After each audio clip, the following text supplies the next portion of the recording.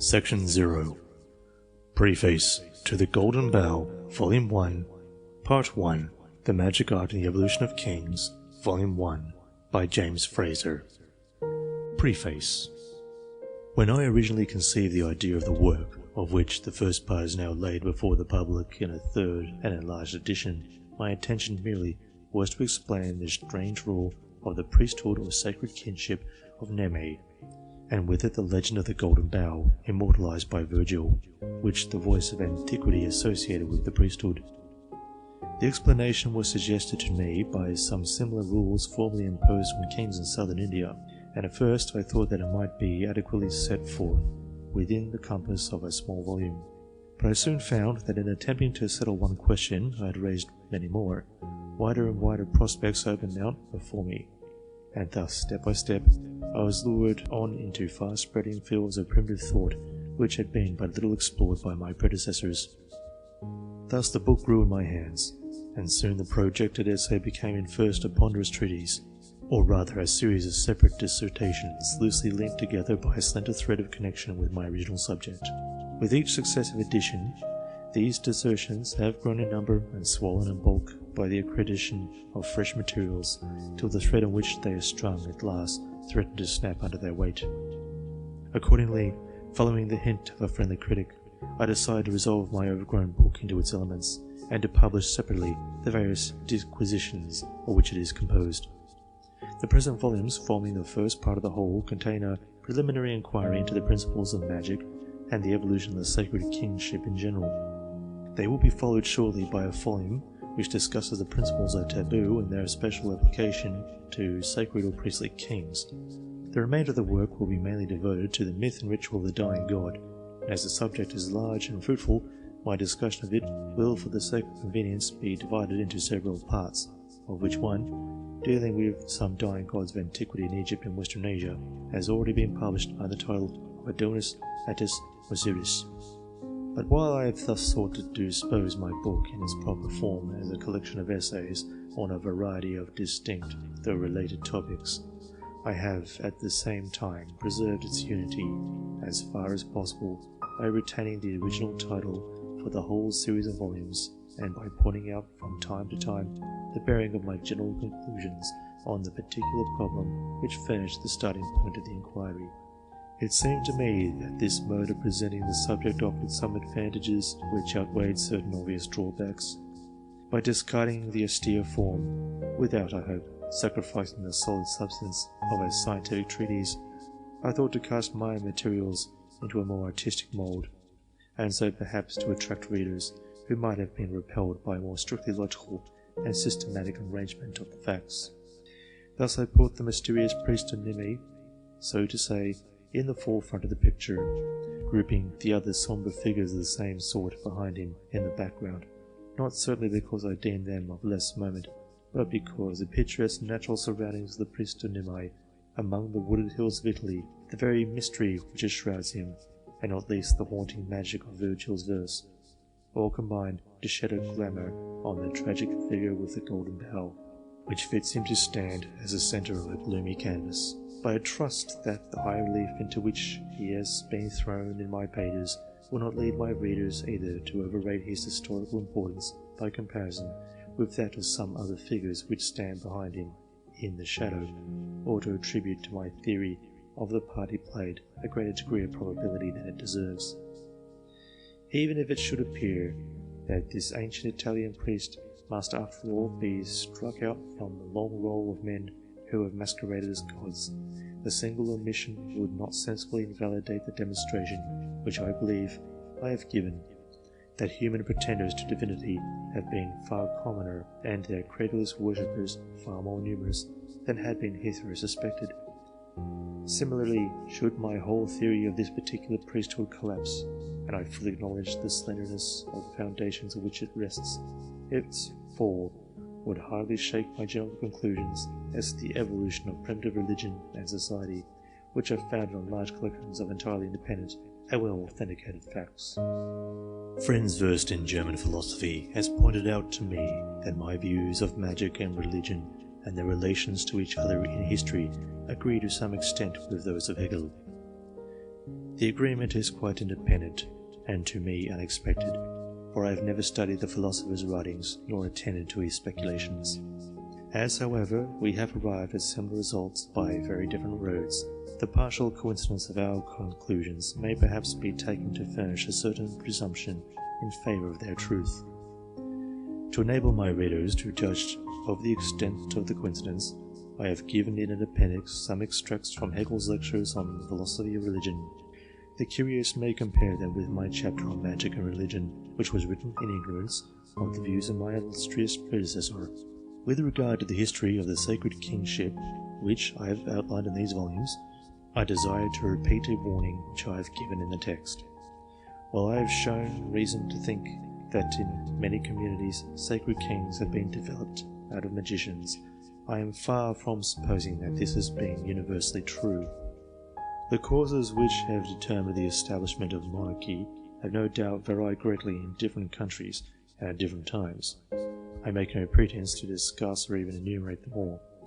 I have merely selected one particular cause because it bore directly on my special inquiry, and I have laid emphasis on it because it seems to have been overlooked by writers on the origin of political institutions, who themselves, sober and rational according to modern standards, have not reckoned sufficiently with the enormous influence which supposition has exerted in shaping the human past. But I have no wish to exaggerate the importance of this particular cause at the expense of others which may have been equally or even more influential. No one can be more sensible than I am of the risk of stretching an hypothesis too far, of crowding a multitude of incongruous particulars under one narrow formula, of reducing the vast, nay inconceivable complexity of nature and history to a delusive appearance of theoretical simplicity. It may well be that I have erred in the direction again and again, but at least I have been well aware of the danger of error, and have striven to guard myself and my readers against it. How far I have succeeded in that, and the other objects I have set before me in writing this work, I must leave to the candour of the public to determine. J. G. Frazer, Cambridge, 5th of December 1910. Preface to the first edition of the Golden Bough. For some time I have been preparing a general work on primitive superstition and religion. Among the problems which had attracted my attention was a hitherto unexplained rule of the African priesthood. The late spring it happened that in the course of my reading I came across some facts which, combined with others I had noted before, suggested an explanation of the rule in question. As the explanation, if correct, promised to throw light on some obscure features of primitive religion, I resolved to develop it fully, and detaching it from my general work, to issue it as a separate study. This book is the result. Now that the theory, which necessarily presented itself to me at first in outline, has been worked out in detail, I cannot but feel that in some places I may have pushed it too far. If this should prove to have been the case, I will readily acknowledge and retract my error as soon as it is brought home to me. Meantime, my essay may serve its purpose as a first attempt to solve a difficult problem, and to bring a variety of scattered facts into some sort of order and system. A justification is perhaps needed of the length at which I have dwelt upon the popular festivals observed by European peasants in spring, at midsummer, and at harvest. It can hardly be too often repeated, since it is not yet generally recognized that in spite of their fragmentary character, the popular superstitions and customs of the peasantry are by far the fullest and most trustworthy evidence we possess as to the primitive religion of the Aryans. Indeed, the primitive Aryan, in all that regards his mental fibre and texture, is not extinct. He is almost up to this day. The great intellectual and moral focus, which have revolutionized the educated world, have scarcely affected the peasant. In his inmost beliefs, he is what his forefathers were in the days when forest trees still grew and squirrels played on the ground where Rome and London now stand. Hence, every inquiry into the primitive religion of the Aryans should either start from the superstitious belief and observances of the peasantry, or should at least be constantly checked and controlled by references to them. Compared with the evidence afforded by living tradition, the testimony of ancient books on the subject of early religion is worth very little.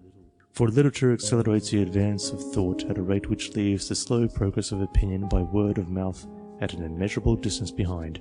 2 or 3 generations of literature may do more to change thought than 2,000 or 3,000 years of traditional life.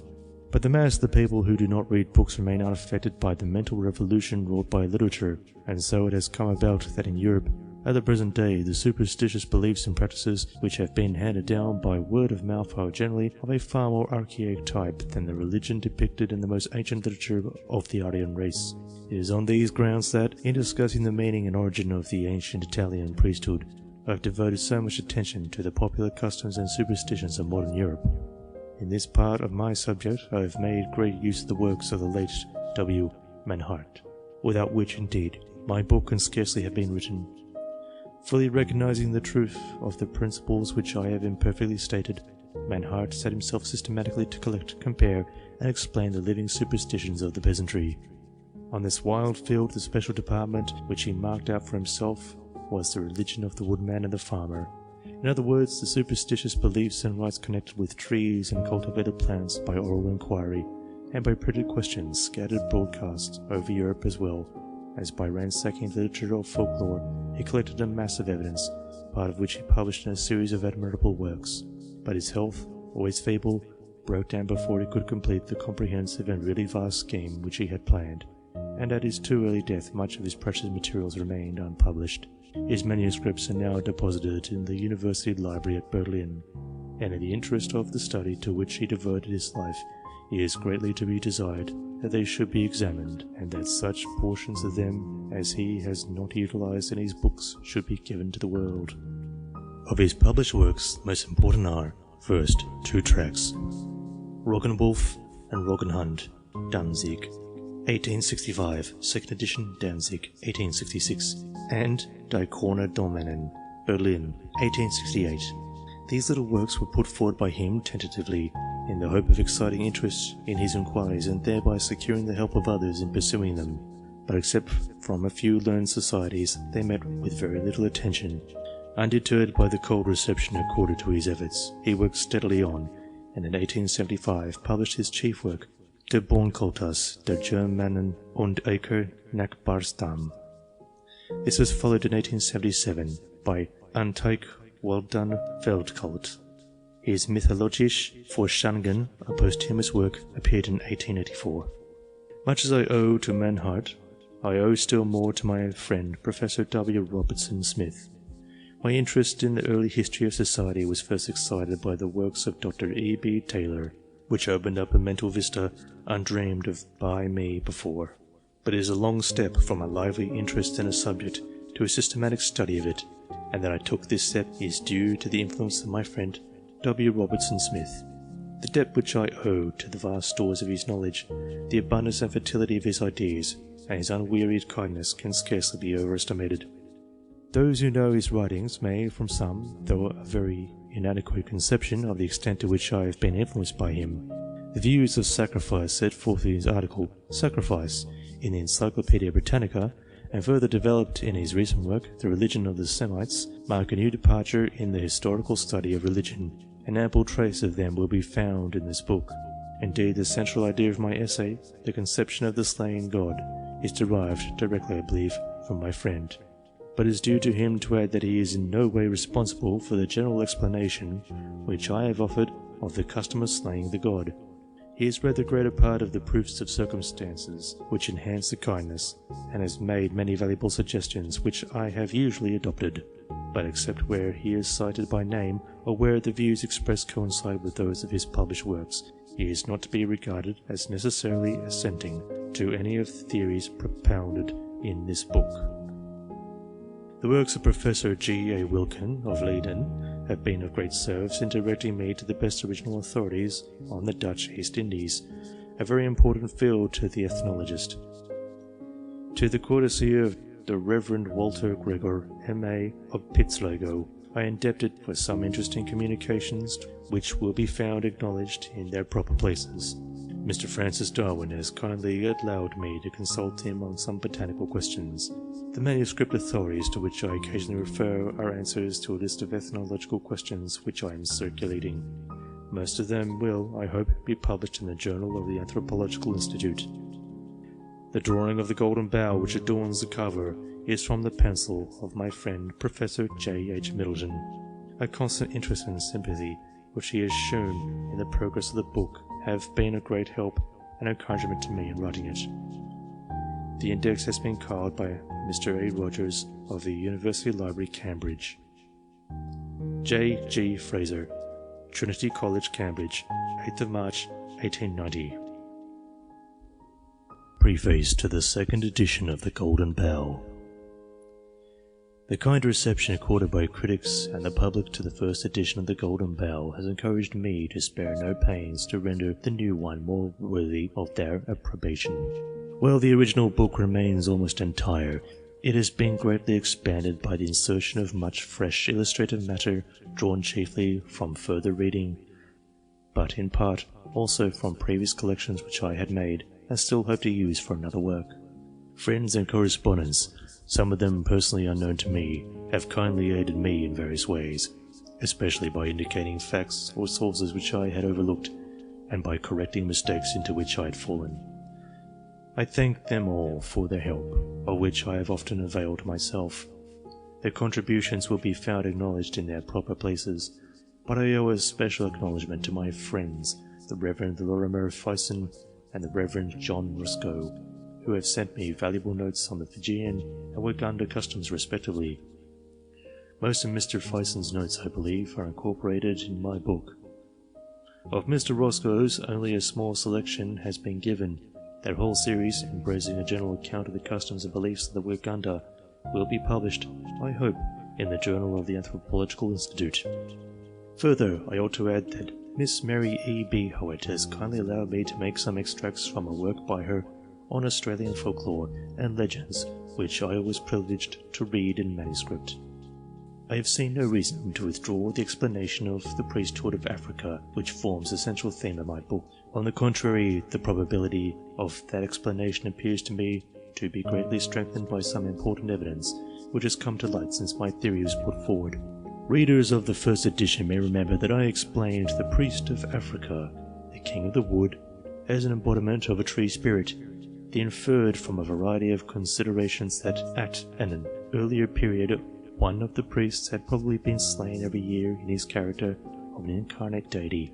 But for an undoubted parallel to such a custom of killing a human god annually, I had to go as far as ancient Mexico, now from the martyrdom of St. Decius, unearthed and published a few years ago by Professor Franz Gaumont of Ghent and Electa Boylandiana, Volume 16, 1897.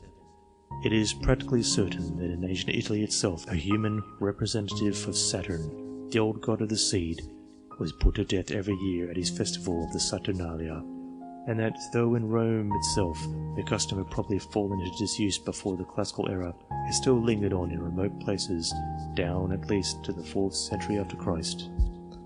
I cannot but regard this discovery as a confirmation, as welcome as it was unlooked for, of the theory of the Arisian priesthood, which I have been led independently to propound. Further, the general interpretation which, following W. Manhart, I had given of the ceremonies observed by our European peasantry in spring, at midsummer, and at harvest, has also been corroborated by fresh and striking analogies. If we are right, these ceremonies were originally magical rites, designed to cause plants to grow, cattle to thrive, rain to fall, and the sun to shine. Now the remarkable researches of Professor Baldwin Spencer and Mr. F. J. Gillen among the native tribes of Central Australia have proved that these savages regularly perform magical ceremonies for the express purpose of bringing down rain and multiplying the plants and animals on which they subsist, and further, that these ceremonies are most commonly observed at the approach of the rainy season, which in Central Australia answers to our spring. Hence then, at the other side of the world, we find an exact counterpart of those spring and midsummer rites which our rude forefathers in Europe probably performed with a full consciousness of their meaning, and which many of their descendants still keep up, though the original intention of the rites has been to a great extent, but by no means altogether forgotten. The harvest customs of our European peasantry have naturally no close analogy among the practices of the Australian Aborigines, since these savages do not till the ground. But what we should look for in vain among the Australians we find to hand among the Malays. For recent inquiries, notably of Mr. J. L. van der Toorn in Sumatra, and of Mr. W. W. Skeet in the Malay Peninsula, have supplied us with close parallels to the harvest customs of Europe. As these latter were interpreted by the genius of Menhut, occupying a lower plane of culture than ourselves, the Malays have retained a keen sense of the significance of rites, which in Europe have sunk to the level of more or less meaningless survivals. Thus, on the whole, I cannot but think that the course of subsequent investigation has tended to confirm the general principles followed, and the particular conclusions reached in this book. At the same time, I am as sensible as ever of the hypothetical nature of much that is advanced in it.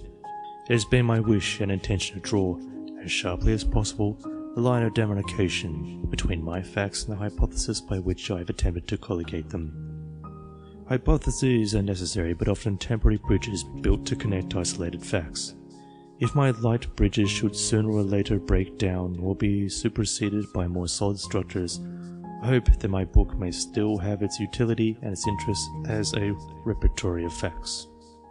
But while my views, tentative and provisional as they probably are, thus remain much what they were, there is one subject on which they have undergone a certain amount of change.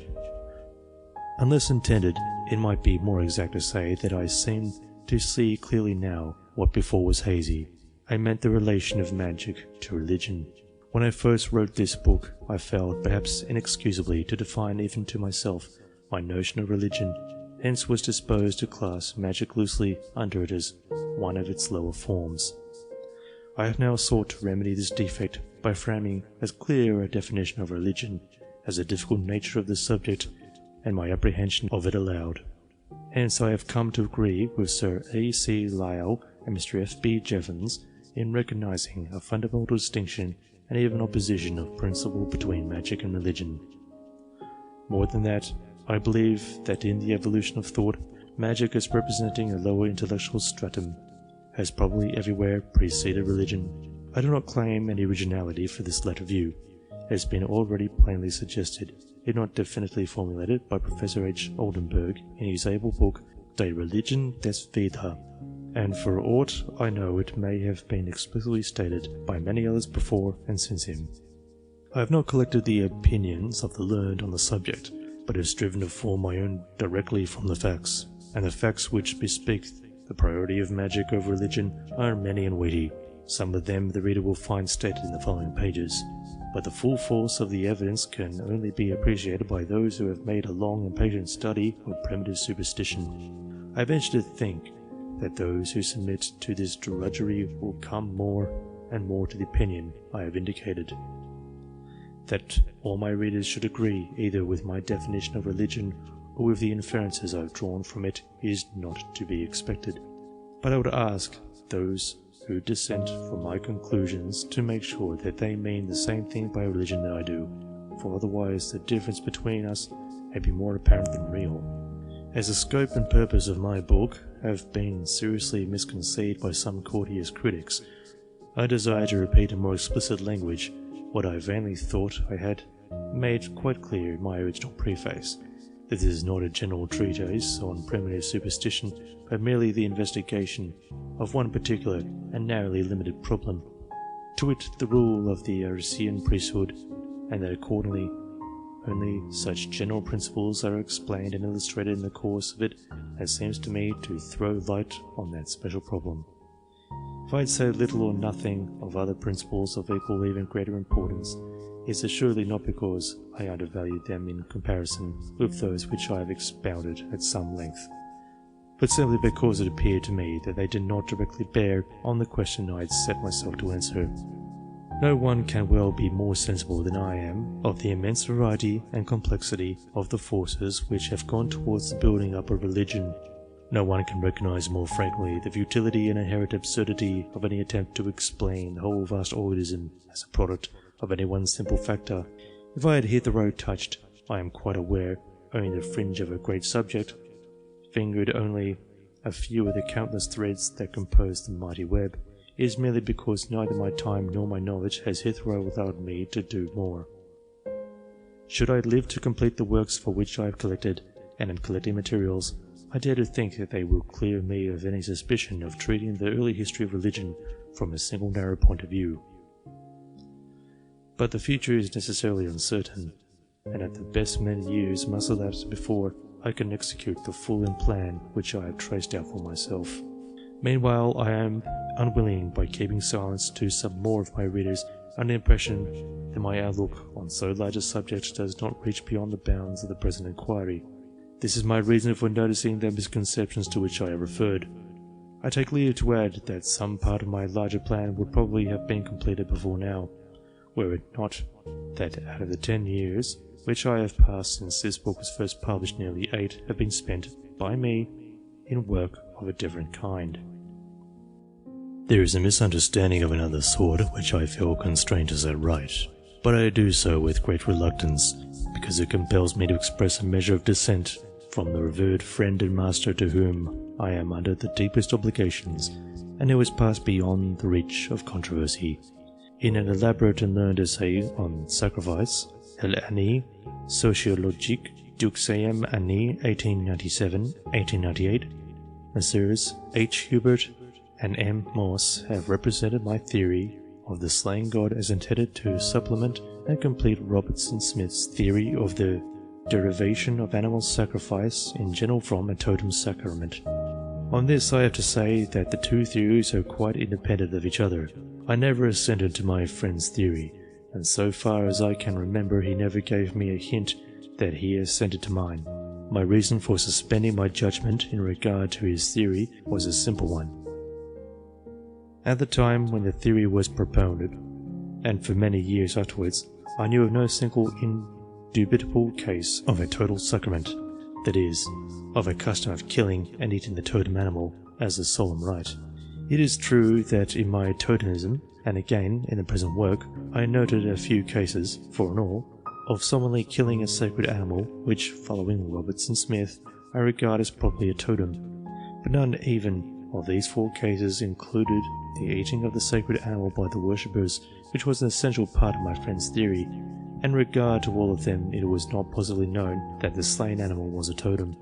Hence, as time went on and still no certain case of a totem sacrament was reported, I became more and more doubtful of the existence of such a practice at all, and my doubts are almost hardened into incredulity when the long looked-for rite was discovered by Messrs. Spencer and Gillen in full force among the Aborigines of Central Australia, whom I for one must consider to be the most primitive totem tribes as yet known to us. This discovery I welcomed as a very striking proof of the sagacity of my brilliant friend, whose rapid genius had outstripped our slower methods and anticipated what it was reserved for subsequent research positively to ascertain. Thus, from being little more than an ingenious hypothesis, the totem sacrament has become, at least in my opinion, a well-authenticated fact. But from the practice of the rite by a single set of tribes, it is still a long step to the universal practice of it by all totem tribes, and from that again, it is a still longer stride to the deduction their form of animal sacrifice in general. These 2 steps I am not yet prepared to take. No one will welcome further evidence of the wide prevalence of a totem sacrament more warmly than I shall, but until it is forthcoming shall continue to agree with Professor E.B. Taylor that it is unsafe to make the custom the base of far-reaching speculations. To conclude this subject, I will add that the doctrine of the universality of totemism, which Messrs. Hubert and Morse have implicitly attributed to me, is one which I have never enunciated or assumed, and that as far as my knowledge and opinion go, the worship of trees and cereals, which occupy so large a space in these volumes, is neither identical with nor derived from a system of totemism. It is possible that further inquiry may lead me to regard as probable the universality of totemism and the derivation from it of sacrifice and the whole worship both of plants and animals. I hold myself ready to follow the evidence wherever it may lead, but in the present state of our knowledge I consider that to accept these conclusions would be not to follow the evidence, but very seriously to outrun it, and thinking I am happy to be at one with Messrs. Hubert and Morse. When I am on this theme, I may as well say that I am by no means prepared to stand by everything in my little apprentice work, Totemism. That book was a rough piece of pioneering in the field that till then has been but little explored, and some inferences in it were almost certainly too hasty. In particular, there was a tendency, perhaps not unnatural in the circumstances, to treat as totems, or as connected with totemism, things which probably were neither the one nor the other. If I ever republish the volume, as I hope one day to do, I shall have to retrench it in some directions as well as to enlarge it in others. Such as it is with all its limitations which I have tried to indicate clearly, and with all its defects which I leave to the critics to discover, I offer my book in its new form as a contribution to that still youthful science which seeks to trace the growth of human thought and institutions in those dark ages which lie beyond the range of history. The progress of that science must need to be slow and painful, for the evidence, though clear and abundant on some sides, is lamentably obscure and scanty on others, so that the cautious inquirer is every now and then brought up sharp on the edge of some yawning chasm, across which he may be quite unable to find a way. All he can do in such a case is to mark the pitfall plainly on his chart, and to hope that others, in time, may be able to fill it up or bridge it over. Yet the very difficulty and novelty of the investigation, coupled with the extent of the intellectual prospect which suddenly opens up before us whenever the mist rises and unfolds, the far horizon, constitute no small part of its charm. The position of the anthropologist of today resembles, in some sort, the position of classical scholars at the revival of learning. To these men the rediscovery of ancient literature came like a revelation, disclosing to their wondering eyes a splendid vision of the antique world, such as the cloistered student of the Middle Ages never dreamed of under the gloomy shadow of the minster and within the sound of its solemn bells. To us moderns a still wider vista is vouchsafed. A greater panorama is unrolled by the study which aims at bringing home to us the faith and the practice, the hopes and the ideals, not of two highly gifted races only, but of all mankind, and thus at enabling us to follow the long march, the slow and toilsome ascent of humanity from savagery to civilization. And as the scholar of the Renaissance found not merely fresh food for thought, but a new field of labour in the dusty and faded manuscripts of Greece and Rome, so in the mass of materials that is steadily pouring in from many sides, from buried cities of remotest antiquity, as well as from the rudest savages of the desert and the jungle, we of today must recognize a new province of knowledge, which will task the energies of generations of students to master.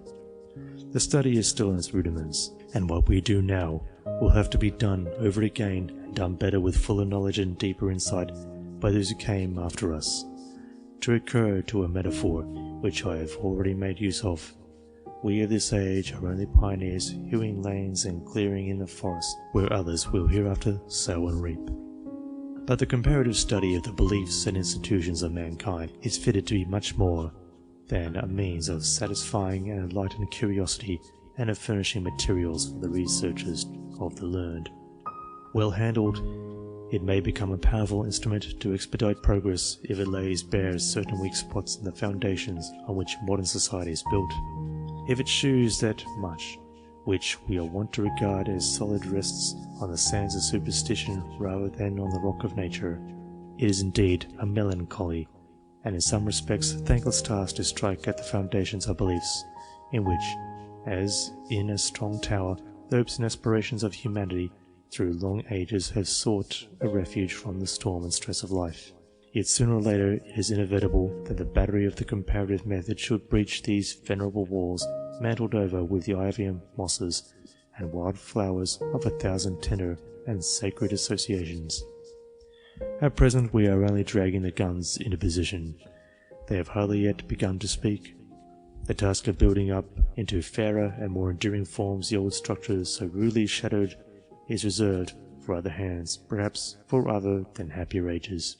We cannot foresee, we can hardly even guess, the new forms into which thought and society will run in the future. Yet this uncertainty ought not to induce us from any consideration of expediency or regard for antiquity, to spare the ancient molds, however beautiful, when these are proved to be outworn. Whatever comes of it, wherever it leads us, we must follow truth alone. It is our only guiding star, hoc signal vinces. To a passage in my book it has been objected by a distinguished scholar that the church bells of Rome cannot be heard, even in the stillest weather, on the shores of the Lake of Nemi. In acknowledging my blunder and leaving it uncorrected, may I plead an extenuation of my obduracy, an example of an illustrious writer. In Old Mortality, we read how a hunted Covenanter, fleeing before Clevenhouse's dragoons, hears the sullen boom of the kettle drums of the pursuing cavalry borne to him on the night wind. When Scott was taken to task for this description, because the drums are not beaten by cavalry at night, he replied in effect that he liked to hear the drums sounding there, and he would let them sound on so long as his book might last. In the same spirit, I must boldly say that by the Lake of Nemi I'd love to hear, if it be only in imagination, the distant chiming of the bells of Rome, and I would fain believe that their airy music may ring in the ears of my readers after it has ceased to vibrate in my own. J. G. Frazer, Cambridge, 18th of September, 1900. End of Section 0. Preface. Section 1 of The Golden Bough, Volume 1, Chapter 1, The King of the Wood. The still glassy lake that sleeps beneath Odysseus' trees, those trees in whose dim shadow the ghastly priest doth reign, the priest who slew the slayer, and shall himself be slain. Macaulay. 1. Diana and Virbius. The Lake of Nemi. Who does not know Turner's picture of the Golden Bough, the scene suffused with the golden glow of imagination in which the divine mind of Turner, steeped and transfigured even the fairest natural landscape, is a dreamlike vision of the little woodland lake of Nemi, Diana's mirror, as it was called by the ancients. No one who has seen that calm water, lapped in a green hollow of the Alban hills, can ever forget it. The two characteristic Italian villages which slumber on its banks, and the equally Italian palace whose terraced gardens descend steeply to the lake, hardly break the stillness and even the solitariness of the scene. Diana herself might still linger by this lonely shore, still haunt these woodlands wild. Its tragic memories. In antiquity, this sylvan landscape was the scene of a strange and recurring tragedy. In order to understand it aright, we must try to form in our minds an accurate picture of the place where it happened, for, as we shall see later on, a subtle link subsisted between the natural beauty of the spot and the dark crimes which under the mask of religion were often perpetrated there, crimes which after the lapse of so many ages still lend a touch of melancholy to these quiet woods and waters, like a chill breath of autumn on one of those bright September days while not a leaf seems faded. The Alban Hills. The Alban Hills are a fine bold group of volcanic mountains which rise abruptly from the Campagna in full view of Rome, forming the last spur set out by the Apennines towards the sea. Two of the extinct craters are now filled by two beautiful waters, the Alban Lake and its lesser sister the Lake of Nemi.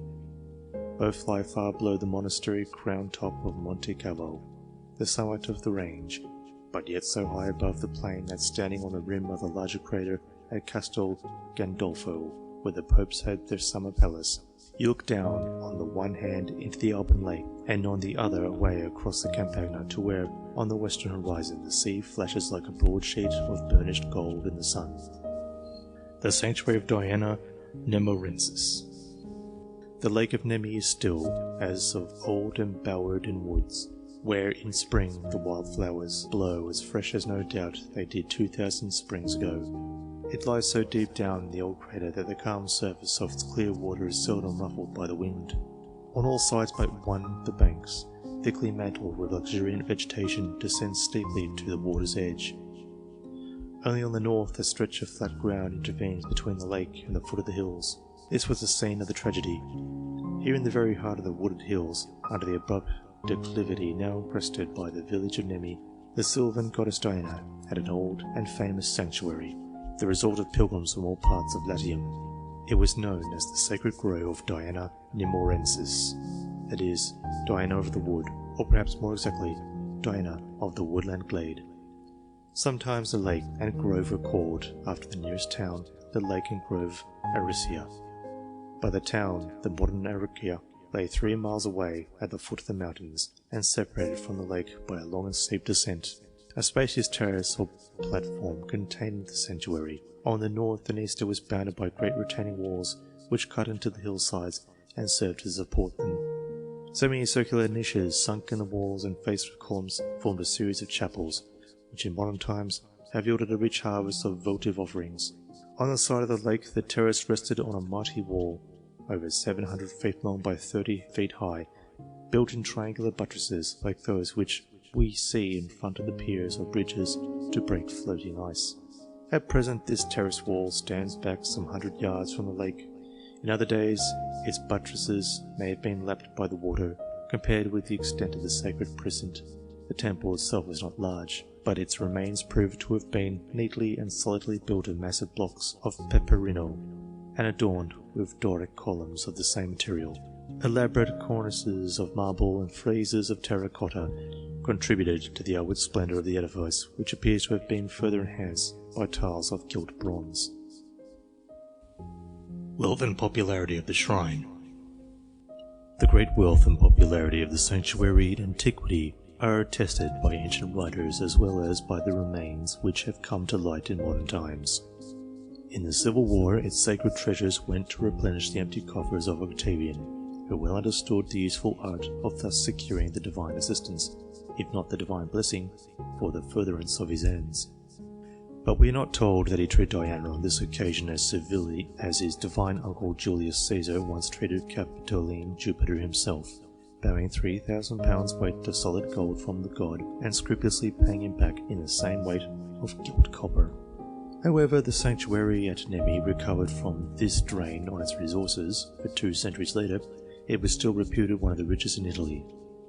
Ovid has described the walls hung with fillets and commemorative tablets, and the abundance of cheap votive offerings and copper coins, which the site has yielded in our own day, speaks volumes for the piety and numbers, if not for the opulence and liberality of the worshippers. Swarms of beggars used to stream forth daily from the slums of Arica and take their stand on the long slope up which the labouring horses dragged well-to-do pilgrims to the shrine, and according to the response which their whines and importunities met with, they blew kisses or hissed curses after the carriage as they swept rapidly downhill again. Even peoples and potentates of the East did homage to the Lady of the Lake by setting up monuments in her sanctuary, and within the precinct stood shrines of the Egyptian goddess Isis and Bubastis, with a store of gorgeous jewellery. Roman villas at Nemi. The retirement of the spot and the beauty of the landscape naturally tempted some of the luxurious Roman nobles to fix their summer residences by the lake. Here Julius Caesar had a house to which, on a day in early summer, only 2 months after the murder of his illustrious namesake, he invited Cicero to meet the assassin Brutus. The emperors themselves appear to have been partial to a retreat, where they could find repose from the cares of state and the bustle of the great city in the fresh air of the lake and the stillness of the woods. Here Julius Caesar built himself a costly villa, but pulled it down because it was not to his mind. Here Caligula had 2 magnificent barges, or rather floating palaces, launched for him on the lake, and it was while dallying in the woods of Nemi that the sluggard Vitellius received the tidings of a revolt which woke him from his dream of pleasure and called him to arms. Vespasian had a monument dedicated to his honour in the grove by the Senate and peoples of Arica. Trajan consented to fill the chief magistracy of the town, and Hadrian indulged his taste for architecture by restoring a structure which had been erected in the precinct by a prince of the royal house of Parthia. Diana as the mistress of wild animals. Such, then, was the sanctuary of Diana at Nemi, a fitting home for the mistress of mountains and forests green and lonely glades and surrounding rivers, as Catullus calls her. Multitudes of her statues, appropriately clad in a short tunic and high buskin of a huntress, with the quiver slung over her shoulder, have been found on the spot. Some of them represent her with her bow in her hand, or her hound at her side. Bronze and iron spears and images of stags and hinds discovered within the precinct may have been offerings of huntsmen to the huntress goddess for success in the chase. Similarly, the bronze tridents, which have also come to light at Nemi, were perhaps presented by fishermen who had speared fish in the lake, or maybe by hunters who had stabbed boars in the forest. The wild boar was still hunted in Italy down to the end of the 1st century of our era, for the younger Pliny tells us how, with his usual charming affection, he sat meditating and reading by the nets, while 3 fine boars fell into them. Indeed, some 1400 years later, boar hunting was a favourite pastime of Pope Leo X. A frieze of painted reliefs in terracotta, which was found in the sanctuary at Nemni and may have adorned Diana's temple, portrays a goddess in the character of what is called the Asiatic Artemis, with wings sprouting from her waist and a lion resting its paws on each of her shoulders. A few rude images of cows, oxen, horses and pigs dug up on the site may perhaps indicate that Diana was here worshipped as a patroness of domestic animals as well as the wild creatures of the wood. Diana as a patroness of cattle. In like manner, her Greek counterpart Artemis was a goddess not only of game but of herds.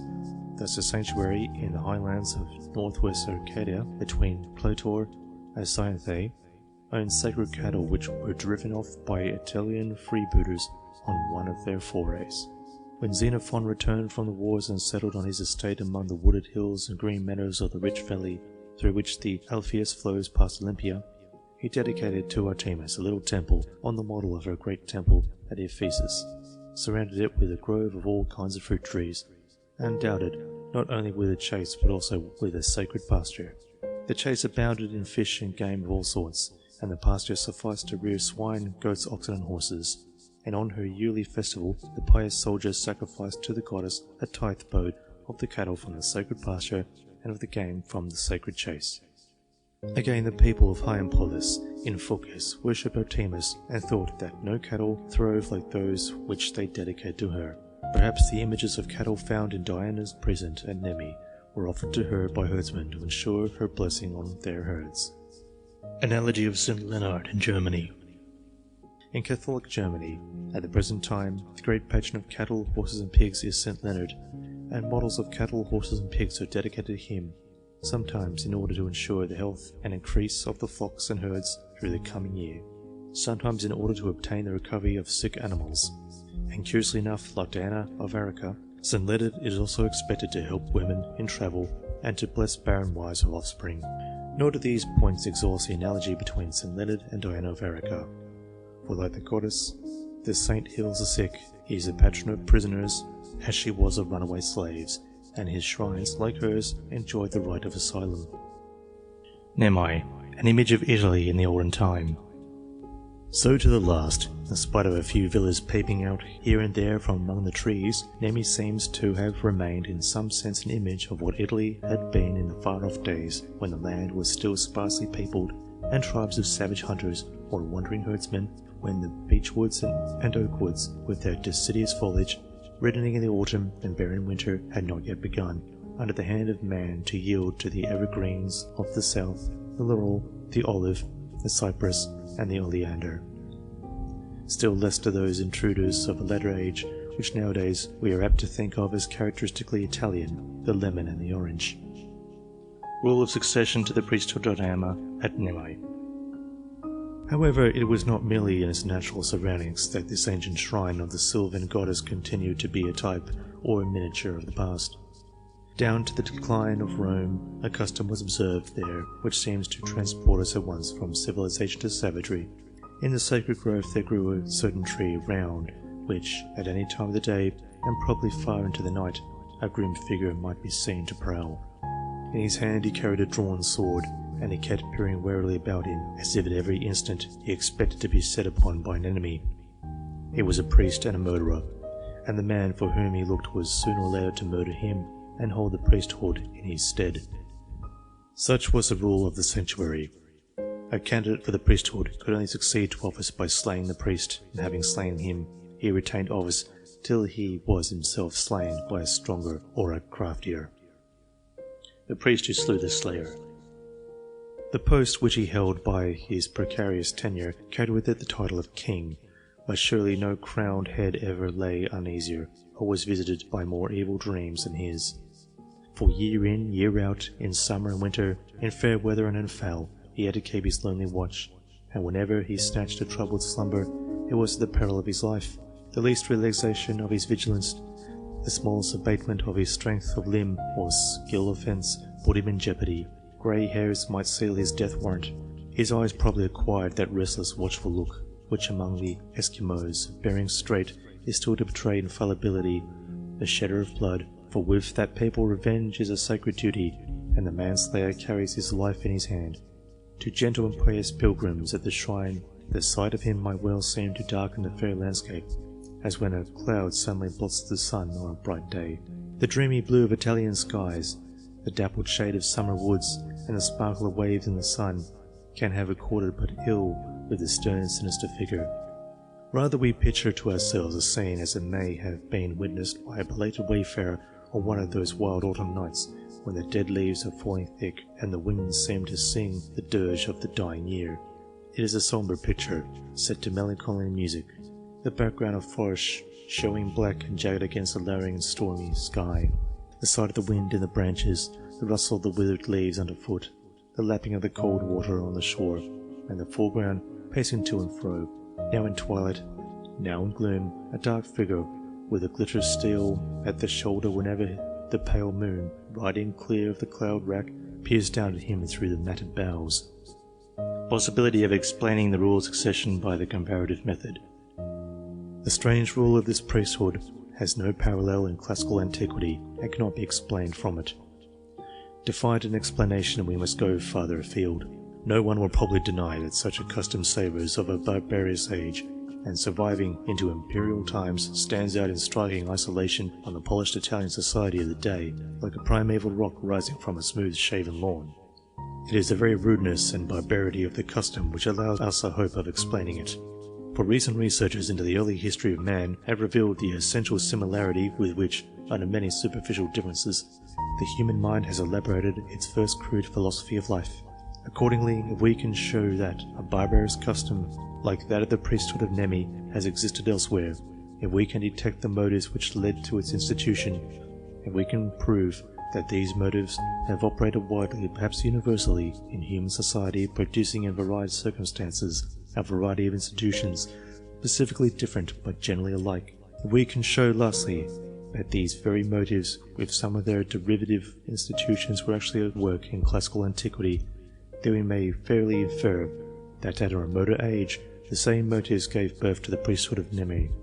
Such an inference in default to direct evidence as to how the priesthood did actually arise can never amount to demonstration, but it will be more or less probable according to the degree of completeness with which it fulfills the conditions I have indicated. The object of this book is, by meeting these conditions, to offer a fairly probable explanation of the priesthood of Nemi. Legend of the origin of the Nemi worship, Orestes and the Tauric Diana. I begin by setting forth the few facts and legends which have come down to us on the subject. According to one story, the worship of Diana and Nemi was instituted by Orestes, who after killing Theos, king of the Tauric Chersonese, the Crimea, fled with his sister to Italy, bringing with him the image of the Tauric Diana hidden in a faggot of sticks. After his death, his bones were transported from Arica to Rome and buried in front of the temple of Saturn on the Capitoline slope beside the temple of Concord. The bloody ritual, which a legend ascribed to the Tauric Diana, is familiar to classical readers. It is said that every stranger who landed on the shore was sacrificed on her altar, but transported to Italy, the rite assumed a milder form. The King of the Wood. Within the sanctuary at Nemi grew a certain tree of which no branch might be broken. Only a runaway slave was allowed to break off, if he could, one of the boughs. Success in the attempt entitled him to fight the priest in single combat, and if he slew him, he reigned in his stead with the title of King of the Wood, Rex Nemborensis. According to the public opinion of the ancients, the faithful branch was the golden bough, which at the sable's bidding Aeneas plucked before he essayed the perilous journey to the world of the dead. The flight of the slave represented, it was said, the flight of Orestes. His combat with the priest was a reminiscence of the human sacrifices once offered to the Tauric Diana. This rule of succession by the sword was observed down on imperial times, for amongst his other freaks, Caligula, thinking that the priest of Nemi had held office too long, hired a more stalwart ruffian to slay him, and a Greek traveller who visited Italy in the age of the Antonines remarks that down to his time the priesthood was still the prize of victory in a single combat. Chief features of the worship of Diana at Nemi.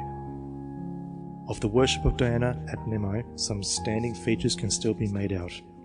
From the votive offerings which have been found on the site, it appears that she was conceived of specially as a huntress, and further as blessing men and women with offspring, and granting expectant mothers an easy delivery.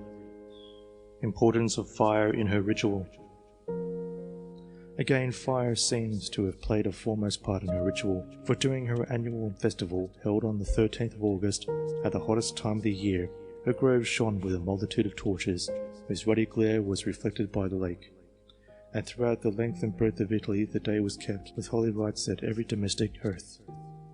Bronze statues found in her precinct represent the goddess herself holding a torch in her raised right hand, and women whose prayers had been heard by her came crowned with wreaths and bearing lighted torches to the sanctuary in fulfillment of their vows.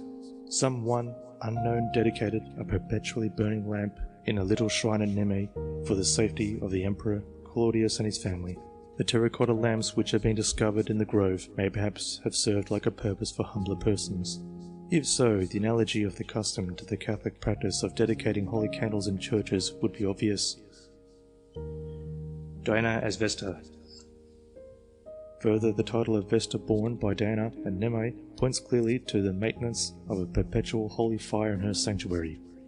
A large circular basement at the northeast corner of the temple, raised on 3 steps and bearing traces of a mosaic pavement, probably supported a round temple of Diana in her character of Vesta, like the round temple of Vesta in the Roman Forum. Here the sacred fire would seem to have been tended by Vestal virgins, for the head of a Vestal in terracotta was found on the spot, and the worship of a perpetual fire cared for by holy maidens appears to have been common in Latinum from the earliest to the latest times. Thus we know that among the ruins of Alba, the Vesta fire was kept burning by Vestal virgins bound to strict chastity until the end of the 4th century of our era. There were Vestals at Tibur, and doubtless also at Lavinium, for the Roman consuls, praetors, and dictators had to sacrifice to Vesta at the ancient city when they entered on or laid down their office. Diana's festival on August 13, converted by the Christian Church into the festival of the Assumption of the Virgin on August 15. At her annual festival, which, as we have just seen, was celebrated all over Italy on the 13th of August, hunting dogs were crowned and wild beasts were not molested. Young people went through a purificatory ceremony in her honour. Wine was brought forth, and the feast consisted of a kid cake served piping hot on plates of leaves and apples still hanging in clusters on the boughs. The Christian Church appears to have sanctified this great festival of the Virgin Goddess by adroitly converting it to the festival of the Assumption of the Blessed Virgin on the 15th of August. The discrepancy of 2 days between the dates of the festivals is not a fatal argument against their identity, for a similar displacement of 2 days occurs in the case of St. George's festival on the 23rd of April, which is probably identical in the ancient Roman festival of the Parilla on April 21st. On the reasons which prompted this conversion of the festival of the Virgin Diana into the festival of the Virgin Mary, some light is thrown by a passage in the Syriac text of the departure of my Lady Mary from this world, which runs thus: And the apostles also ordered that there should be a commemoration of the Blessed One on the 13th of Ab, that is August. Another MS reads the 15th of Ab, on account of the vines bearing bunches of grapes, and on account of the trees bearing fruit, and clouds of hail bearing stones of wrath. Why not come, and the trees be broken, and their fruits, and the vines with their clusters? The Virgin Mary seems to have succeeded Artemis and Diana as a patroness of the ripening fruits.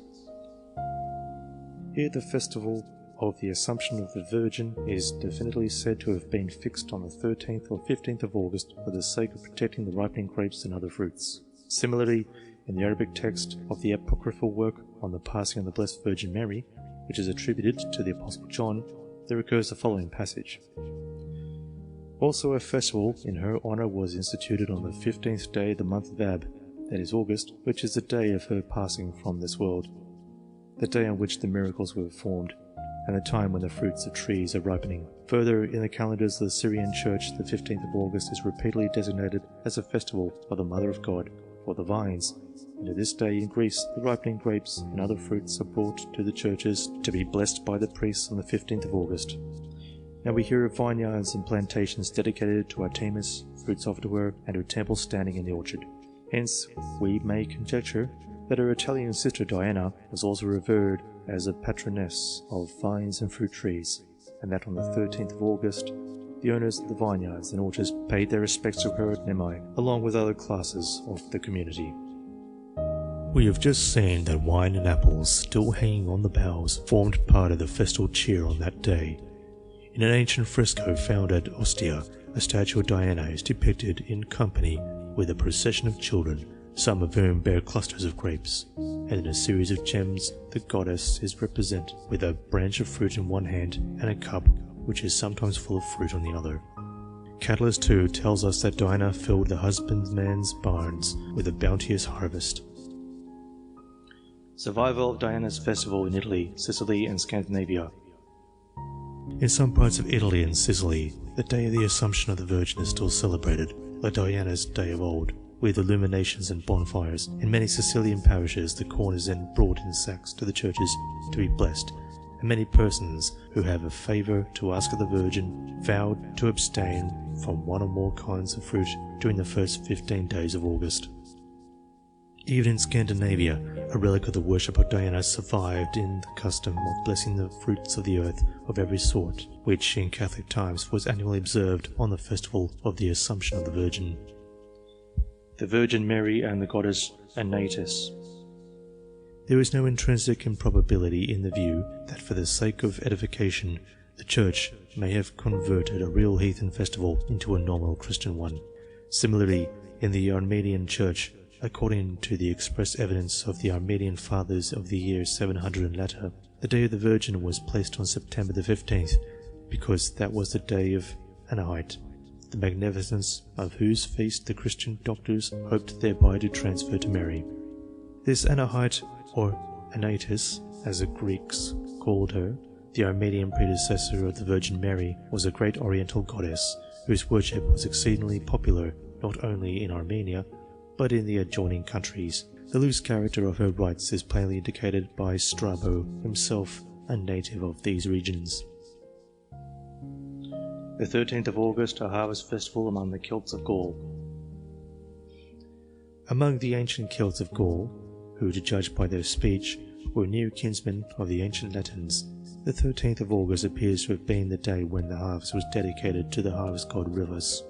If that was so, we may conjecture that the choice of a day in mid-August for the solemn celebration of the harvest home dates from the remote time when the ancestors of the Celtic and Italian peoples, having renounced the wandering life of the huntsman and herdsman, had settled down together in some land of fertile soil and temperate climate, where harvest fell neither so late as after the cool rainy summers of the north, nor so early as before the torrid and rainless summers of southern Europe. Egeria, water nymph, and wife of Numa. But Diana did not reign alone in her grove in Nemai. Two lesser divinities shared her forest sanctuary. One was Egeria, the nymph of the clear water, which, bubbling from the basaltic rocks, used to fall in graceful cascades into the lake at the place called Limol, because here were established the mills of the modern village of Nemai. The purling of the stream as it ran over the pebbles is mentioned by Ovid, who tells us that he had often drunk of its water. Women and child used to sacrifice to Egeria because she was believed, like Diana, to be able to grant them an easy delivery. Tradition ran that the nymph had been the wife or mistress of the wise king Numa, that he had consorted with her in the sanctuary of the sacred grove, and that the laws which he gave the Romans had been inspired by communion with her divinity. Plutarch compares the legend with other tales of the loves of goddesses for mortal men, such as the love of Cybele and the moon for the fair Eustatus and Endymion. According to some, the trysting place of the lovers was not in the woods of Nemai, but in a grove outside the dripping Porta Capena at Rome, where another sacred spring of Egeria gushed from a dark cavern. Every day the Roman Vestals fetched water from this spring to wash the temple of Vesta, carrying it in earthenware pitchers on their heads. In Juvenal's time the natural rock had been encased in marble, and the hollow spot was profaned by gangs of poor Jews who were suffered to squat, like gypsies, in the grove. We may suppose that the spring which fell into the lake of Nemai was the true original Egeria, and that when the first settlers moved down from the Alban hills to the banks of the Tiber, they brought the nymph with them and found a new home for her in a grove outside the gates. The remains of baths which have been discovered within the sacred precinct, together with many terracotta models of various parts of the human body, suggest the waters of Egeria were used to heal the sick, who may have signified their hopes or testified their gratitude by dedicating likenesses of the diseased members to the goddess in accordance with a custom which is still observed in many parts of Europe. To this day, it would seem that the spring retains medicinal virtues. Virbius, the male companion of Diana. The other of the minor deities at Nemi was Virbius.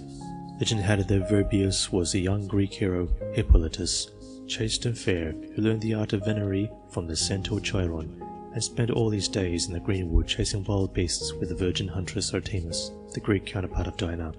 For his only comrade, proud of her divine society, he spurned the love of women, and this proved his bane.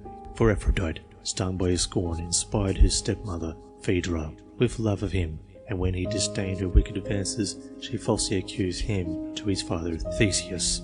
The slander was believed, and Theseus prayed to his sire Poseidon to avenge the imagined wrong. So while Hippolytus drove in a chariot by the shore of the Saronic Gulf, the sea god sent a fierce bull force from the waves. The terrified horses bolted, threw Hippolytus from the chariot, and dragged him at their hoofs to death. But Diana, for the love she bore Hippolytus, persuaded the leech Asclepius to bring her fair young hunter back to life by his symbols.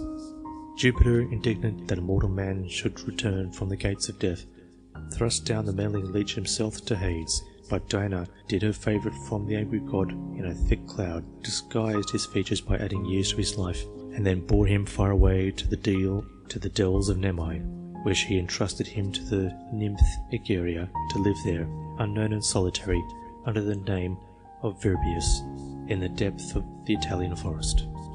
There he reigned a king, and there he dedicated a precinct to Diana. He had a comely son, Virbius, who, undaunted by his father's fate, drove a team of fiery steeds to join the Latins in the war against Aeneas and the Trojans. Virbius was worshipped as a god, not only in Nemi but elsewhere, for in Campania we hear of a special priest devoted to his service. Horses were excluded from the Arician grove and sanctuary because horses had killed Hippolytus. It was unlawful to touch his image. Some thought he was the sun, but the truth is, says Servius, that he is a deity associated with Diana, as Attis is associated with the mother of the gods, and Erycthonius with Minerva, and Adonis with Venus. What the nature of that association was, we shall inquire presently. Here it is worth observing that in his long and checkered career, this mythical personage has displayed a remarkable tendency of life, for we can hardly doubt that the Saint Hippolytus of the Roman calendar, who was dragged by horses to death on the 13th of August, Diana's own day, is no other than the Greek hero of the same name, who after dying twice over as a heathen sinner, has been happily resuscitated as a Christian saint. The legends of Nemi invented to explain the ritual. It needs no elaborate demonstration to convince us that the stories told to account for Diana's worship in Nemi are unhistorical. Clearly they belong to that large class of myths which are made up to explain the origin of a religious ritual and have no other foundation than the resemblance, real or imaginary, which may be traced between it and some foreign ritual. The incongruity of these Nemi myths is indeed transparent, since the foundation of the worship is traced now to Orestes, and now to Hippolytus, according as this or that feature of the ritual has to be accounted for. The real value of such tales is that they serve to illustrate the nature of the worship by providing a standard with which to compare it, and further, that they bear witness indirectly to its venerable age by showing that the true origin was lost in the mists of a fabulous antiquity. Tradition that the Grove of Nemi was dedicated by a Latin dictator. In the latter respect, these Nemi legends are probably more to be entrusted than the apparently historical tradition vouched for by Cato the Elder, that the sacred grove was dedicated to Diana by a certain Egerius Baebius or Laevius of Tusculum, a Latin dictator, on behalf of the peoples of Tusculum, Arica, Lanuvium, Laurentium, Cora, Tiber, Pometia, and Ardea. This tradition indeed sparks for the great age of the sanctuary, since it seems to date its foundation sometime before 495 BC, the year in which Pomitia was sacked by the Romans and disappears from history.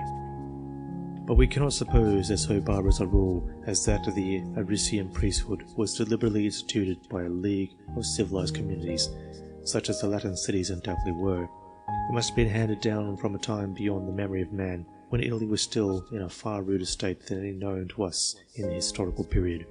The credit of the tradition is rather shaken than confirmed by another story, which ascribes the foundation of the sanctuary to a certain Manius Egerius, who gave rise to the saying, "There are many Mani in Aricia." This proverb some explained by alleging that Manius Egerius was the ancestor of a long and distinguished line, whereas others thought it meant that there were many ugly and deformed people at Aricia, and they derived the name Manius from mania, a bogey or bugbear to frighten children. A Roman satirist uses the name Manius as typical of the beggars who lay in wait for pilgrims on the Arician slopes. These differences of opinion, together with the discrepancy between Manius Egerius of Aricia and Egerius Laevius of Tusculum, as well as the resemblance of both names to the mythical Egeria, excite our suspicion. Yet the tradition recorded by Cato seems too circumstantial, and its sponsor too respectful to allow us to dismiss it as an idle fiction. Rather, we may suppose that it refers to some ancient restoration or reconstruction of the sanctuary, which was actually carried out by the Confederate States. At any rate, it testifies to a belief that the grove had been from early times a common place of worship for many of the oldest cities of the country, if not for the whole Latin Confederacy. Evidence of the antiquity of the grove.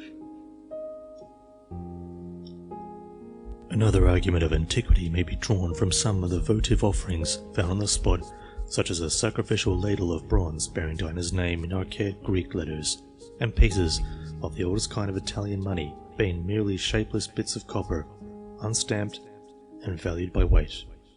But as the use of such old-fashioned money survived in offerings to the gods long after it vanished from daily life, no great stress can be laid on its occurrence at Nemi as evidence of the age of the shrine. Origin of the Arcadian myths of Orestes and Hippolytus. Part 2. Artemis and Hippolytus. I have said that the Arician legends of Orestes and Hippolytus, though worthless as history, have a certain value in so far as they may help us to understand the worship at Nemi better than comparing it with the ritual and myths of other sanctuaries. We must ask ourselves, why do the authors of these legends pitch upon Orestes and Hippolytus in order to explain Verbius and the King of the Wood? In regard to Orestes, the answer is obvious. He and the image of the Tauric Diana, which could only be appeased with human blood, were dragged in to render intelligible the murderous rule of succession to the Arician priesthood. In regard to Hippolytus, the case is not so plain. The manner of his death suggests readily enough a reason for the exclusion of horses from the grove. This by itself seems hardly enough to account for the identification. We must try to probe deeper by examining the worship as well as the legend or myth of Hippolytus. Worship of Hippolytus at Troezen. He had a famous sanctuary at his ancestral home of Troezen, situated on the beautiful, almost landlocked bay, with groves of oranges and lemons, with tall cypresses soaring like dark spires above the garden of the Hesperides, now clothed the strip of fertile shore at the foot of the rugged mountains. Across the blue water of the tranquil bay, which it shelters from the open sea, rises Poseidon's sacred island, its peaks veiled in the sombre green of the pines. On this fair coast, Hippolytus was worshipped. Within his sanctuary stood a temple with an ancient image. His service was performed by a priest who held office for life. Every year, a sacrificial festival was held in his honour, and this untimely fate was yearly mourned with weeping and doleful chants by unwedded maids who also dedicated locks of their hair in his temple before marriage. Hippolytus, a mythical being of the Adonis type. His grave existed at Troezen, though the people would not show it. It has been suggested with great plausibility that in the handsome Hippolytus, beloved of Artemis, cut off in his youthful prime, the yearly mourned by damsels, we have one of those mortal lovers of a goddess who appears so often in ancient religion and of whom Adonis is the most familiar type. The rivalry of Artemis and Phaedra for the affection of Hippolytus reproduces, it is said, under different names, the rivalry of Aphrodite and Proserpine for the love of Adonis. For Phaedra is merely a double of Aphrodite. Certainly in the Hippolytus of Euripides, the tragedy of the hero's death is traced directly to the anger of Aphrodite and his contempt for her power, and Phaedra is nothing but a tool of the goddess. Moreover, within the precinct of Hippolytus and Troezen there stood a temple of peeping Aphrodite, which was so named, we are told, because from this spot the amorous Phaedra used to watch Hippolytus at his manly sports. Clearly the name would be still more appropriate if it was Aphrodite herself who peeped, and beside this temple of Aphrodite grew a myrtle tree with pierced leaves, which the hapless Phaedra, in the pangs of love, had pricked with her bodkin. Now the myrtle, with its glossy evergreen leaves, its red and white blossom, and its fragrant perfume, was Aphrodite's own tree, the legend associated with the birth of Adonis. At Athens, also Hippolytus was intimately associated with Aphrodite, for on the south side of the Acropolis, in towards Troezen, a barrow of sepulchral mound in his memory was shown, and beside it stood a temple of Aphrodite, said to be founded by Phaedra, which bore the name of the temple of Aphrodite at Hippolytus.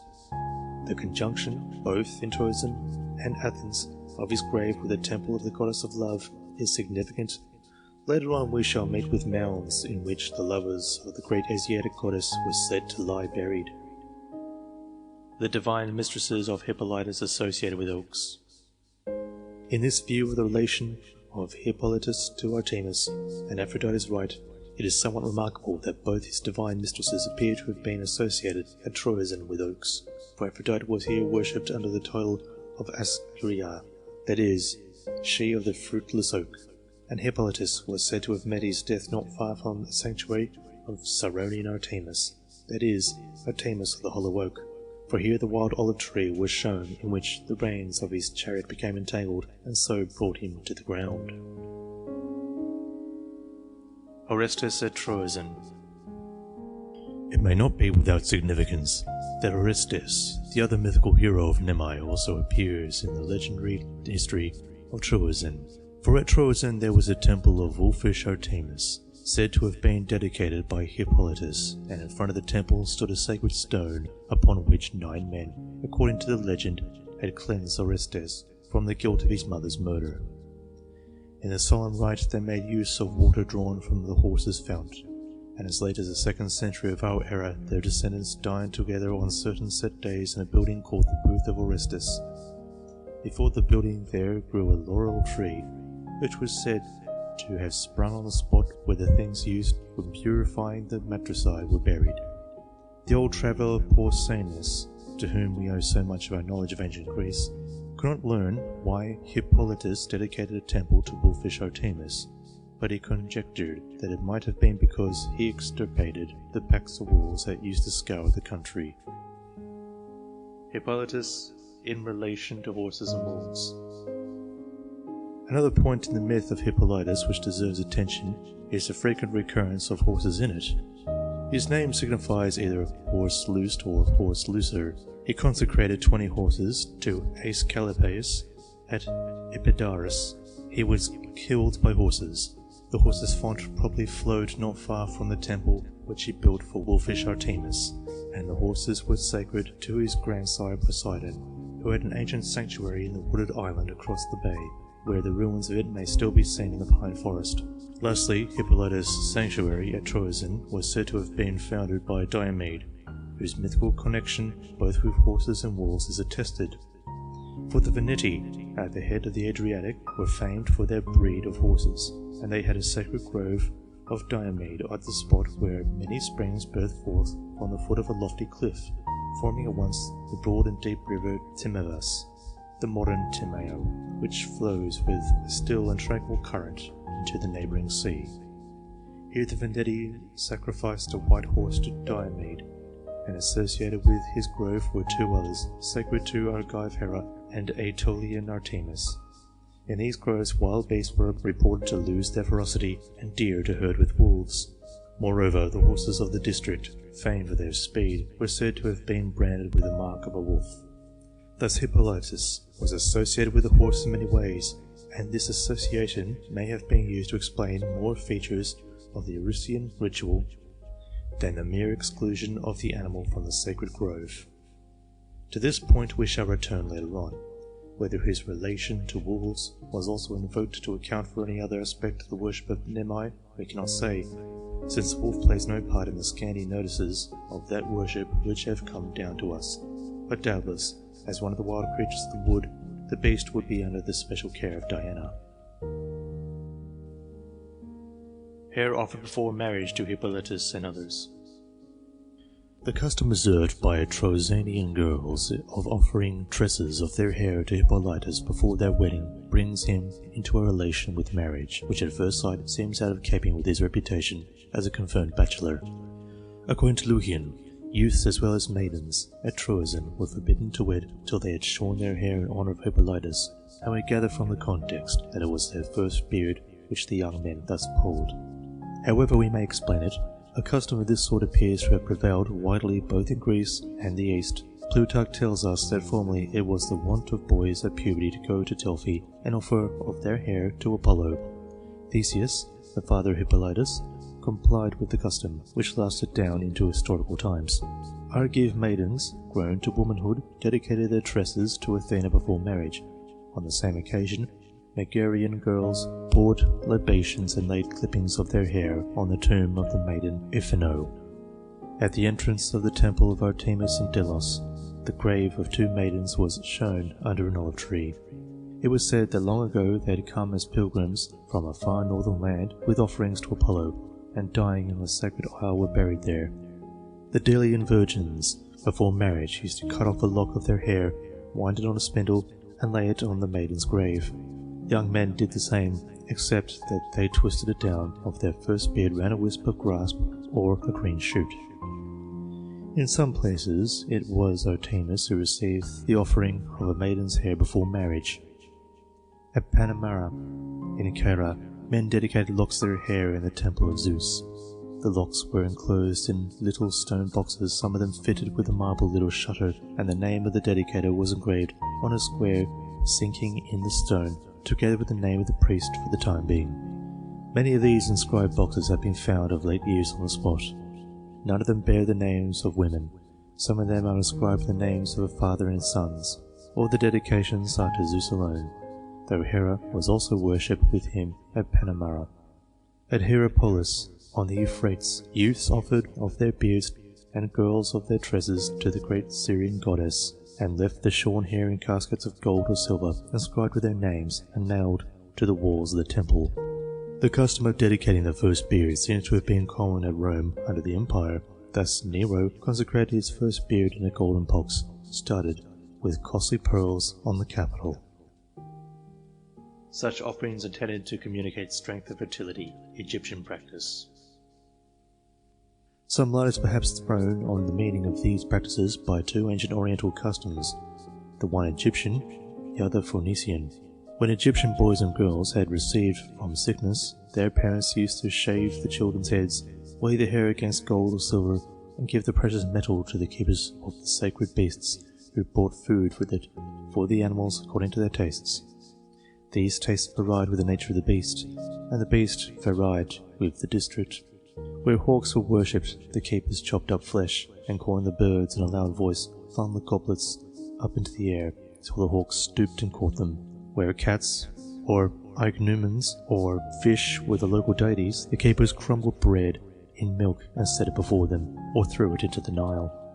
And similarly were the rest of the divine menagerie. Thus, in Egypt, the offerings of hair went to feed the worshipful animals. Syrian practice. Sacrifice of chastity regarded as a substitute for the sacrifice of hair. In the sanctuary of the great Phoenician goddess Astarte at Byblos, the practice was different. Here at the annual mourning for the dead Adonis, the women had to shave their heads, and such of them as refused to do so were bound to prostitute themselves to strangers and to sacrifice to the goddess of the wages of their shame. Though Lucian, who mentions the custom, does not say so, there are some grounds for thinking that the women in question were generally maidens of whom this act of devotion was required as a preliminary to marriage. In any case, it is clear that the goddess accepted the sacrifice of chastity as a substitute for the sacrifice of hair. Why? By many people, as we shall afterwards see, the hair is regarded as, in a special sense, the seat of strength, and at puberty it might well be thought to contain a double portion of vital energy, since at the season it is the outward sign and manifestation of the newly acquired power of reproducing the species. For that reason, we do suppose, the beard rather than the hair of the head is offered by males on this occasion. Thus the substitution permitted at Byblos becomes intelligible. The women gave their fecundity to the goddess, whether they offered their hair or their chastity. But why, it may be asked, should they make such an offering to Astarte, who was herself the great goddess of love and fertility? What need had she to receive fecundity from her worshippers? Was it not for her to bestow it on them? Thus put, the question overlooks an important side of polytheism. Perhaps we may say of ancient religion in general. The gods stood as much in need of their worshippers as the worshippers needed them. The benefits conferred were mutual. If the gods made the earth to bring forth abundantly, the flocks and herds to teem, and the human race to multiply, they expected that a portion of their bounty should be returned to them in the shape of tithe or tribute.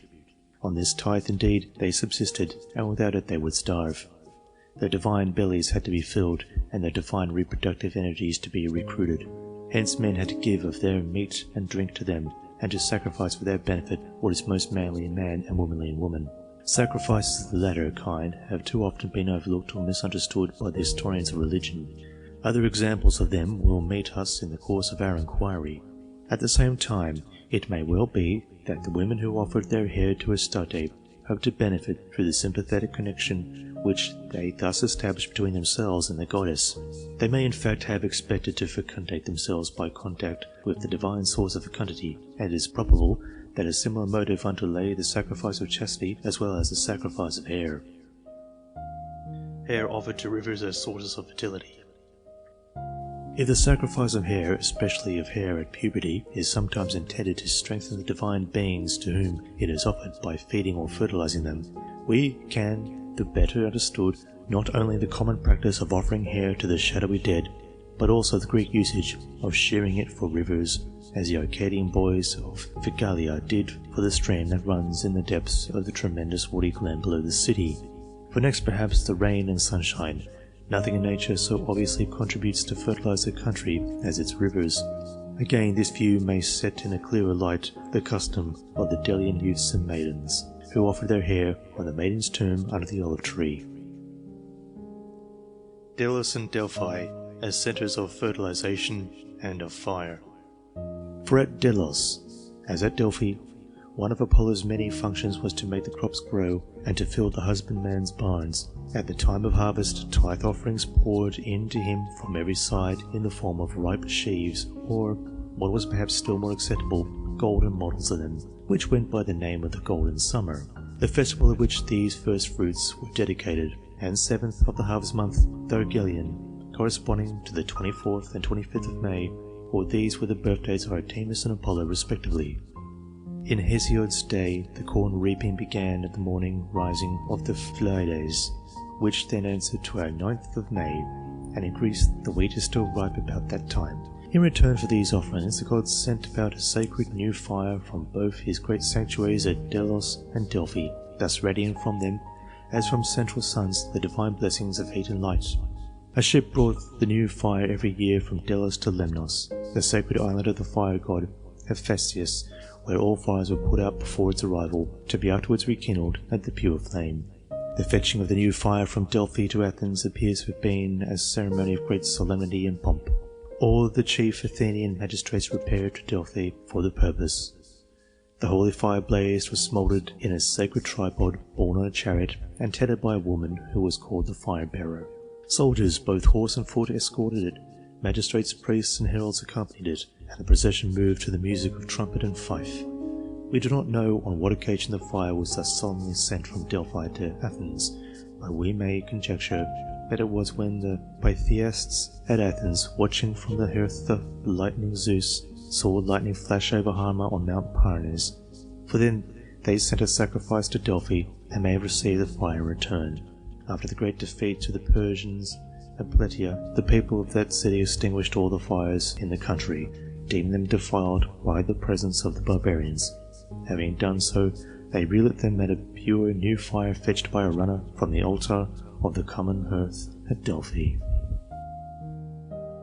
The graves of Apollo and Artemis at Delos. Now the maidens on whose grave the Delian youths and damsels laid their shorn locks before marriage were said to have died in the island after bringing the harvest offering, wrapped in wheaten straw from the land of the Hyperboreans in the far north. Thus they were in popular opinion the mythical representatives of those bands of worshippers who bore, year by year, the yellow sheaves with dance and song to Delos. But in fact they had once been much more than this. For an examination of their names, which are commonly given as Hercarriage and Opus, has led modern scholars to conclude with every appearance of probability that these maidens were originally mere duplicates of Artemis herself. Perhaps indeed we may go a step farther, for sometimes one of this pair of Hyperboreans appears as a male, not a female, under the name of fire shooter, Hercargos, which was a common epithet of Apollo. This suggests that the two were originally the heavenly twins themselves, Apollo and Artemis, and that the two graves which were shown at Delos, one before and the other behind the sanctuary of Artemis, may have been at first the tombs of these great deities, who were thus laid to their rest on the spot where they had been born. As the one grave received offerings of hair, so the other received the ashes of the victims which were burned on the altar. Both sacrifices, if I am right, were designed to strengthen and fertilize the divine powers who made the earth to wave with the golden harvest, and whose mortal remains, like the miracle-working bones of saints in the Middle Ages, brought wealth to their fortunate possessors. Ancient piety was not shocked by the sight of the tomb of a dead god. The grave of Apollo himself was shown at his other great sanctuary of Delphi, and this perhaps explains his disappearance at Delos. The priests of the rival shrines may have calculated that one tomb sufficed even for a god, and that two might prove a stumbling block to any but the most robust faith. Acting on this prudent conviction, they may have adjusted their respective claims to the possession of the Holy Sepulchre by leaving Apollo to sleep undisturbed at Delphi, while his grave at Delos was dexterously converted into a tomb of a blessed virgin by the easy grammatical change of Hercargos to Hercarge. Hippolytus and Artemis. But how, it may be asked, does all this apply to Hippolytus? Why attempt to fertilize the grave of a bachelor who paid all his devotions to a barren virgin? What seed could take root and spring up in so stony a soil? The question implies the popular modern notion of Diana or Artemis as a pattern of a straight-laced maiden lady with a taste for hunting. Artemis, a goddess of the wild life of nature. No notion could well be further from the truth. To the ancients, on the contrary, she was the ideal and embodiment of the wild life of nature, the life of plants, of animals, and of men, in all its exuberant fertility and profusion. As a recent German writer has admirably put it, from of old, a great goddess of nature was everywhere worshipped in Greece. She was revered on the mountain heights, as in the swampy lowlands, in the rustling woods, and by the murmuring spring. To the Greek her hand was everywhere apparent. He saw her gracious blessing in the sprouting meadow, in the ripening corn, in the healthful vigour of all living things on earth, whether the wild creatures of the wood and the fell, or the cattle which man has tamed to his service, or man's own offspring from the cradle upward. Her destroying anger he perceived in the blight of vegetation, in the inroads of wild beasts on his fields and orchards, as well as in the last mysterious end of life, in death.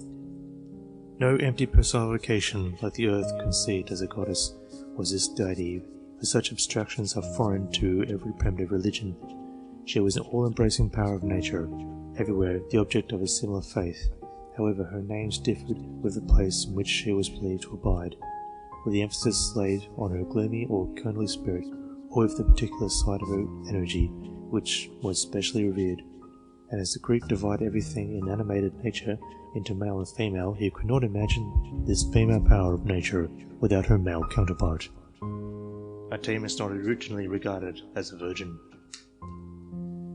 Hence in a number of her older worshippers we find Artemis associated with a nature god of similar character to whom tradition assigned different names in different places.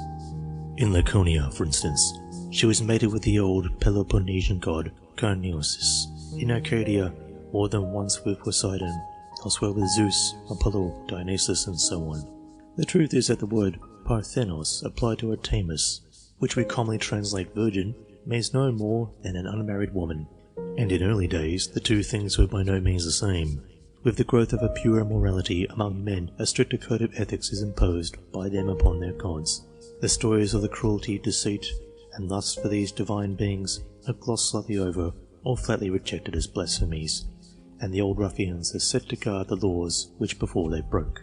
In regard to Artemis, even the ambiguous Parthenos seems to have been merely a popular epithet, not an official title. Artemis, a goddess of childbirth. As Dr. Farnell has well pointed out, there was no public worship of Artemis the Chaste. So far as her sacred titles bear on the relation of the sexes, they show that, on the contrary, she was, like Diana, in Italy, specially concerned with the loss of virginity and with childbearing, and that she was not only assisted, but encouraged women to be fruitful and multiply. Indeed, if we may take Euripides' word for it, in her capacity of midwife, she would not even speak to childless women. Further, it is highly significant that while her titles and the allusions to her functions mark out her clearly as the patroness of childbirth, we find none that recognize her distinctly as the deity of marriage. Nothing, however, sets the true character of Artemis as a goddess of fecundity, though not of wedlock, in a clearer light than her constant identification with the unmarried but not the chaste. Asiatic goddesses of love and fertility, who were worshipped with rites of notorious profligacy at their popular sanctuaries. The Ephesian Artemis. At Ephesus, the most celebrated of all the seats of her worship, her universal motherhood was set forth unmistakably in her sacred image. Copies of it have come down to us which agree in their main features, though they differ from each other in some details. They represent the goddess with a multitude of protruding breasts. The heads of animals of many kinds, both wild and tame, spring from the front of her body in a series of bands that extend from the breasts to the feet. Bees, roses, and sometimes butterflies decorate her sides from the hips downward. The animals that thus appear to issue from her person vary in the different copies of the statue. They include lions, bulls, stags, horses, goats, and rams. Moreover, lions rest on her upper arms. In at least one copy, serpents twine round her lower arms. Her bosom is festooned with a wreath of blossoms, and she wears a necklace of acorns. In one of the statues, the breast of her robe is decorated with two winged male figures, who hold sheaves in both hands. It would be hard to devise a more expressive symbol of exuberant fertility or profligate maternity than these remarkable images. No doubt the Ephesian Artemis, with her eunuch priests and virgin priestesses, was an Oriental, whose worship the Greek colonists took over from the Aborigines. But that they should have adopted it and identified the goddess with their own Artemis is proof enough that the Greek divinity, like her Asiatic sister, was at bottom a personification of the teeming life of nature. Hippolytus, the male consort of Artemis. To return now to Troezen, we shall probably be doing no injustice either to Hippolytus or to Artemis if we suppose that the relation between them was once of a tender nature than appears in classical literature. We may conjecture that if he spurned the love of women, it was because he enjoyed the love of goddesses. On the principles of early religion, she who fertilizes nature must herself be fertile, and to be that she must necessarily have a male consort. If I am right, Hippolytus was the consort of Artemis at Troezen, and the shorn tresses offered to him by the Troezenian youths and maidens before marriage were designed to strengthen his union with the goddess, and so to promote the fruitfulness of the earth, of cattle, and of mankind. It is some confirmation of this view that with the precinct of Hippolytus at Troezen, there were worshipped two female powers named Damia and Oxysia, whose connection with the fertility of the ground is unquestionable. When Epidaurus suffered from a dearth, the people, in obedience to an oracle, carved images of Damia and Oxysia out of sacred olive wood, and no sooner had they done so and set them up, the earth bore fruit again. Moreover, at Troezen itself, and apparently within the precinct of Hippolytus, a curious festival of stone throwing was held in honour of these maidens, as the Troezenians called them, and it is easy to show that similar customs have been practised in many lands for the express purpose of ensuring good crops. In the story of the tragic death of the youthful Hippolytus, we may discern an analogy with similar tales of other fair but mortal youths who paid with their lives for the brief rapture of the love of a mortal goddess. The hapless lovers were probably not always mere youths, and the legends which trace their spilt blood on the purple bloom of the violet, the scarlet stain of the anemone, or the crimson flush of the rose were no idle poetic emblems of youth and beauty, fleeting as the summer flowers. Such fables contain a deeper philosophy of the relation of the life of man to the life of nature, a sad philosophy which gave birth to a tragic practice. What that philosophy and that practice were, we shall learn later on. 3. Recapitulation. Virbius, the male consort of Diana. We can now perhaps understand why the ancients identified Hippolytus, the consort of Artemis, with Virbius, who according to Servius stood to Diana as Adonis to Venus, or Attis to the mother of the gods. For Diana, like Artemis, was a goddess of fertility in general, and of childbirth in particular. As such, she, like her Greek counterpart, needed a male partner. That partner, if Servius is right, was Virbius. In his character of the founder of the sacred grove and first king of Nemi, Virbius is clearly the mythical predecessor or archetype of the line of priests who served Diana under the title of Kings of the Wood, and who came, like him, one after the other to a violent end.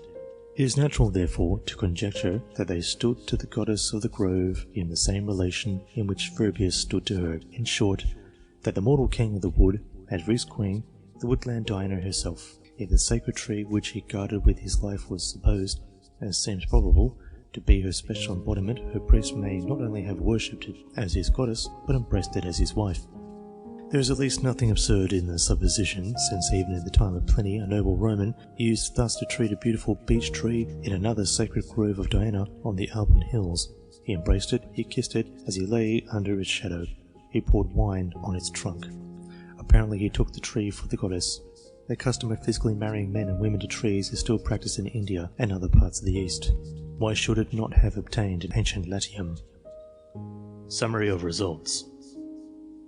Reviewing the evidence as a whole, we may conclude that the worship of Diana in her sacred grove in Nemi was of great importance and immemorial antiquity, that she was revered as the goddess of woodlands and of wild creatures, probably also of domestic cattle and of the fruits of the earth, as she was believed to bless men and women of offspring and to aid mothers in childbirth, that her holy fire, tended by chaste virgins, burned perpetually in a round temple within the prison, that associated with her was a water nymph, Egeria, who discharged one of Diana's own functions by succouring women in travail, and who was popularly supposed to have mated with an old Roman king in the sacred grove. Further, that Diana of the wood herself had a male companion, Virbius by name, who was to her what Adonis was to Venus, or Attis to Cybele, and lastly, that this mythical Virbius was represented in historical times by a line of priests known as Kings of the Wood, who regularly perished by the swords of their successors, and whose lives were in a manner bound up with a certain tree in the grove, because so long as that tree was uninjured, they were safe from attack. The double-headed bust at Nemi, probably a portrait of the King of the Wood and his successor. A curious monument of the ill-fated dynasty appears to have come down to us in a double-headed bust, which was found in the sanctuary at Nemi. It represents two men of heavy and somewhat coarse features and a grim expression. The type of face is similar in both heads, but there are marked differences between them, for while the one is young and beardless, with shut lips and a steadfast gaze, the other is a man of middle life with a tossed and matted beard, wrinkled brows, a wild anxious look in the eyes, and an open and grinning mouth.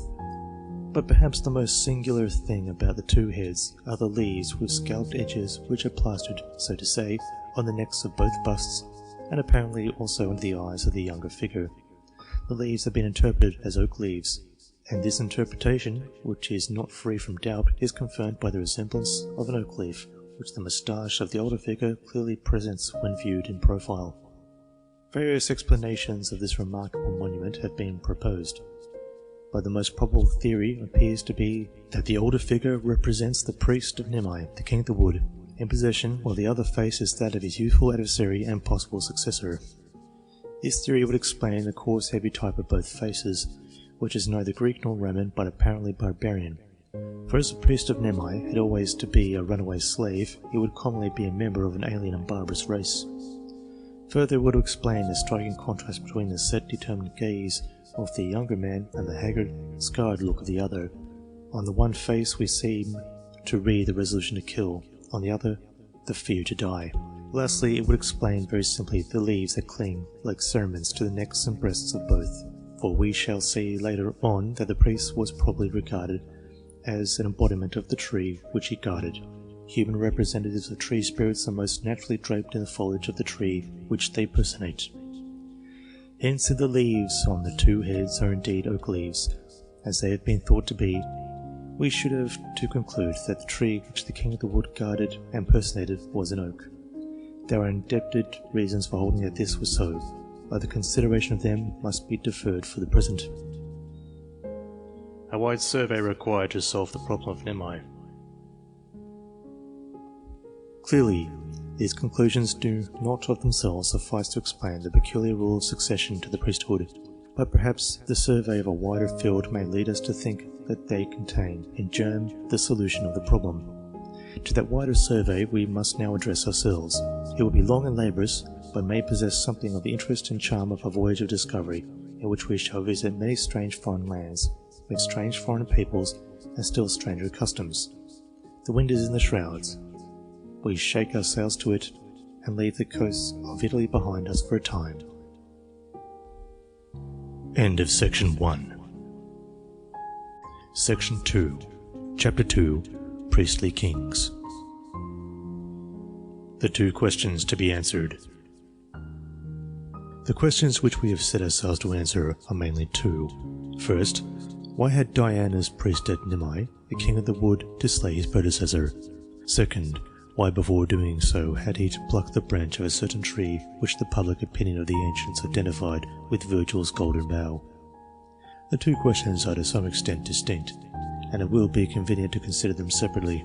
We begin with the first, which, with the preliminary inquiries, will occupy this and several following volumes.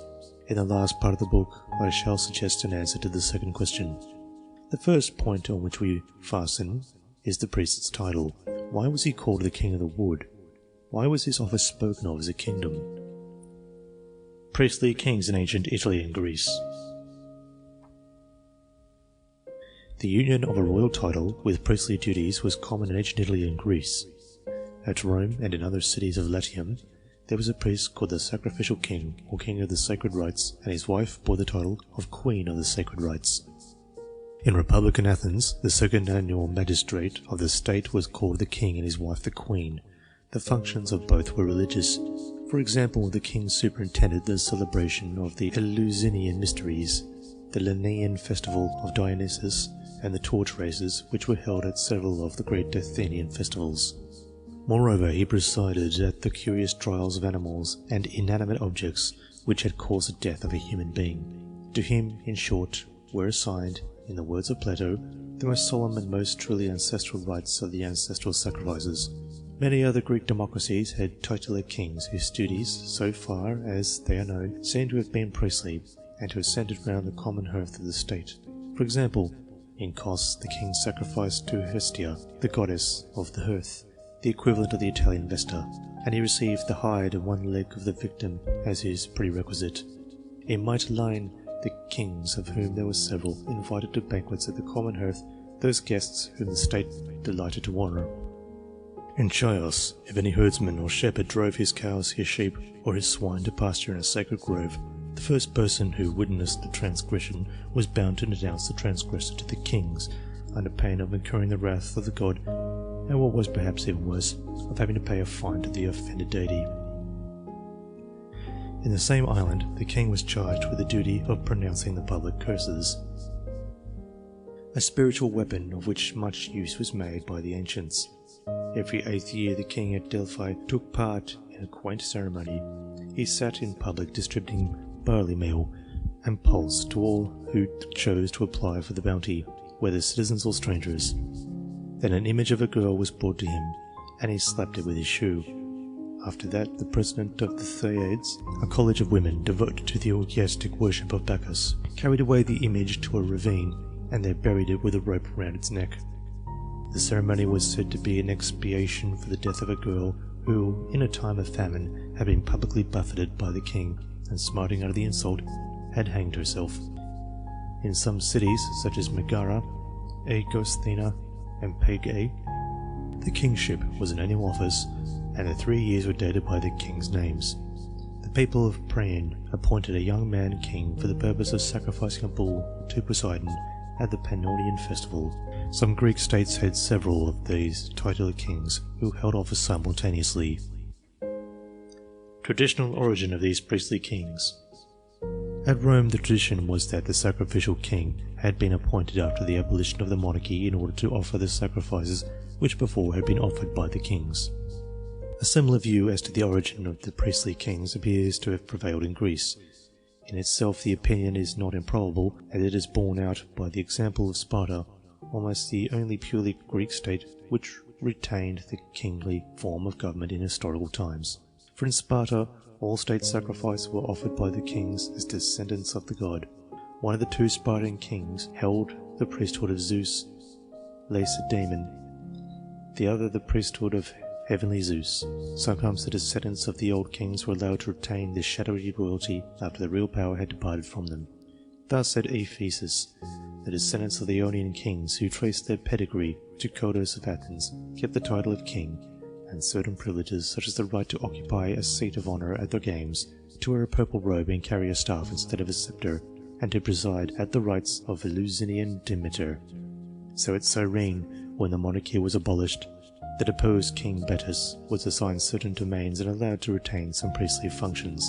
Thus the classical evidence points to the conclusion that the prehistoric ages, before the rise of the republican form of government, the various tribes and cities were ruled by kings who discharged priestly duties and probably enjoyed a sacred character as reputed descendants of deities.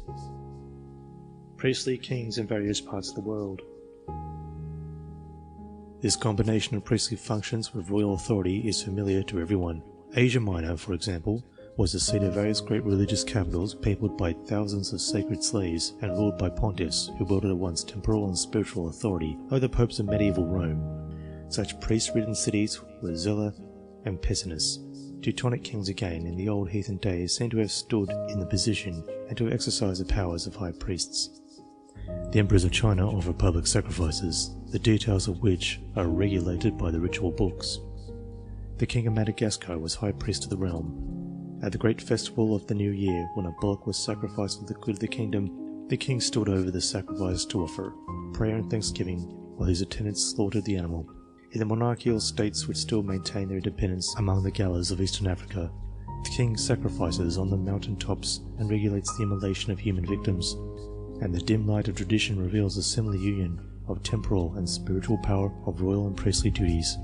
In the kings of that delightful region of Central America, whose ancient capital, now buried under the rank growth of the tropical forest, is marked by the stately and mysterious ruins of Palenque. Among the Matabele's, the king is high priest. Every year he offers sacrifices at the great and the little dance, and also at the festival of the new fruits, which ends the dances. On these occasions he prays to the spirits of his forefathers, and likewise to his own spirit, for it is from these higher powers that he expects every blessing. Divinity of Kings. This last example is instructive because it shows that the king is something more than a priest. He prays not only to the spirits of his fathers, but to his own spirit. He is clearly raised above the standard of mere humanity. There is something divine about him. The Spartan king, supposed to be attended by Castor and Pollux, who were thought to manifest themselves in certain electric lights. Similarly, we may suppose that the Spartan kings were thought not only to be descended from the great god Zeus, but also to partake of his Holy Spirit. This is indeed indicated by a curious Spartan belief which has been recorded by Herodotus. The old historian tells us that formerly both of the Spartan kings went forth with the army to battle, and that, in later times, a rule was made that when one king marched out to fight, the other should stay at home, and accordingly, says Herodotus, one of the kings remaining at home, one of the Tindarids is left there too, for hitherto both of them were invoked and followed the kings. The Tindarids are of course the heavenly twins Castor and Pollux, the sons of Zeus, and it should be remembered that the two Spartan kings themselves were believed to be descended from twins, and hence may have been credited with the wondrous powers which superstition often associates with twins. The belief described by Herodotus plainly implies that one of their heavenly twins was supposed to be in constant attendance on each of their human kinsmen, the two Spartan kings, staying with them where they stayed and going with them wherever they went. Hence they were probably thought to aid the kings with their advice in time of need.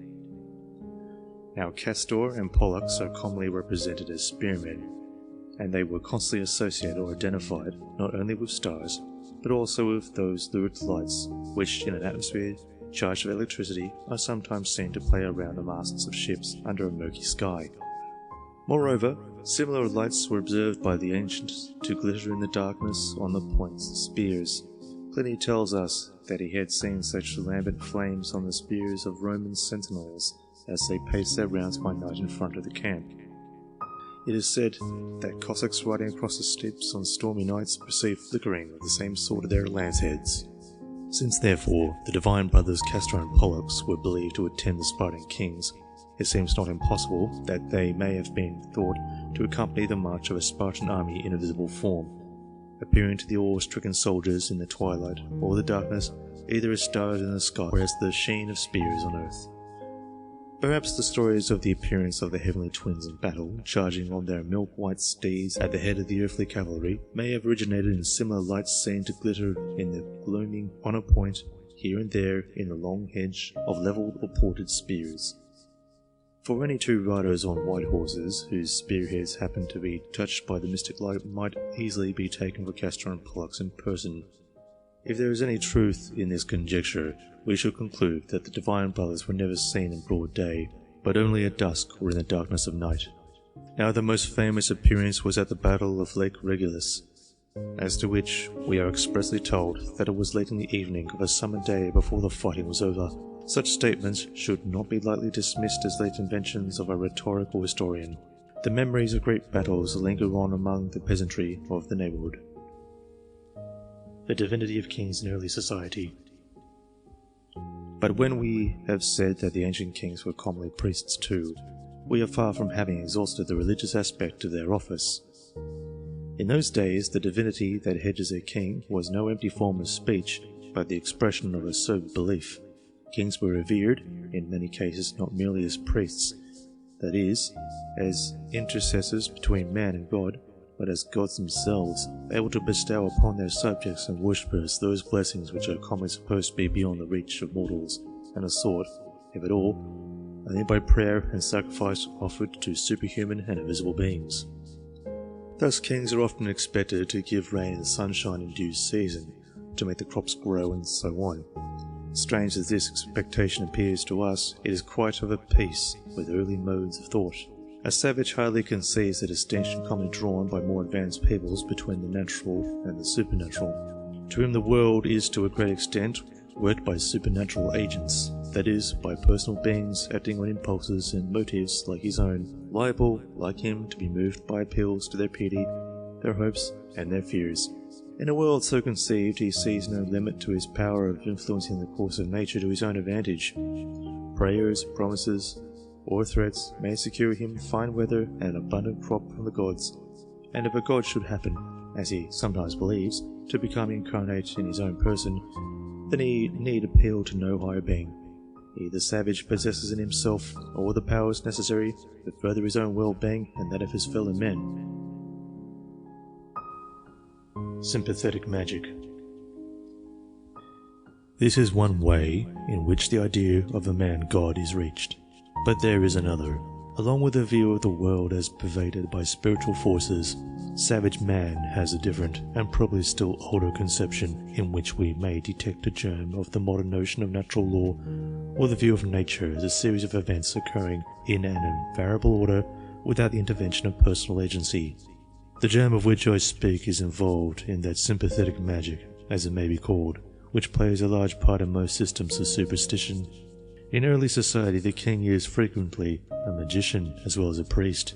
Indeed, he appears to have often attained to power by virtue of his supposed proficiency in the black and white art. Hence, in order to understand the evolution of the kingship and the sacred character with which the office has commonly been invested in the eyes of savages or barbarous peoples, it is essential to have some acquaintance with the principles of magic and to form some conception of the extraordinary hold which that ancient system of superstition has had on the human mind in all ages and all countries. Accordingly, I propose to consider this subject in some detail. End of Section 2.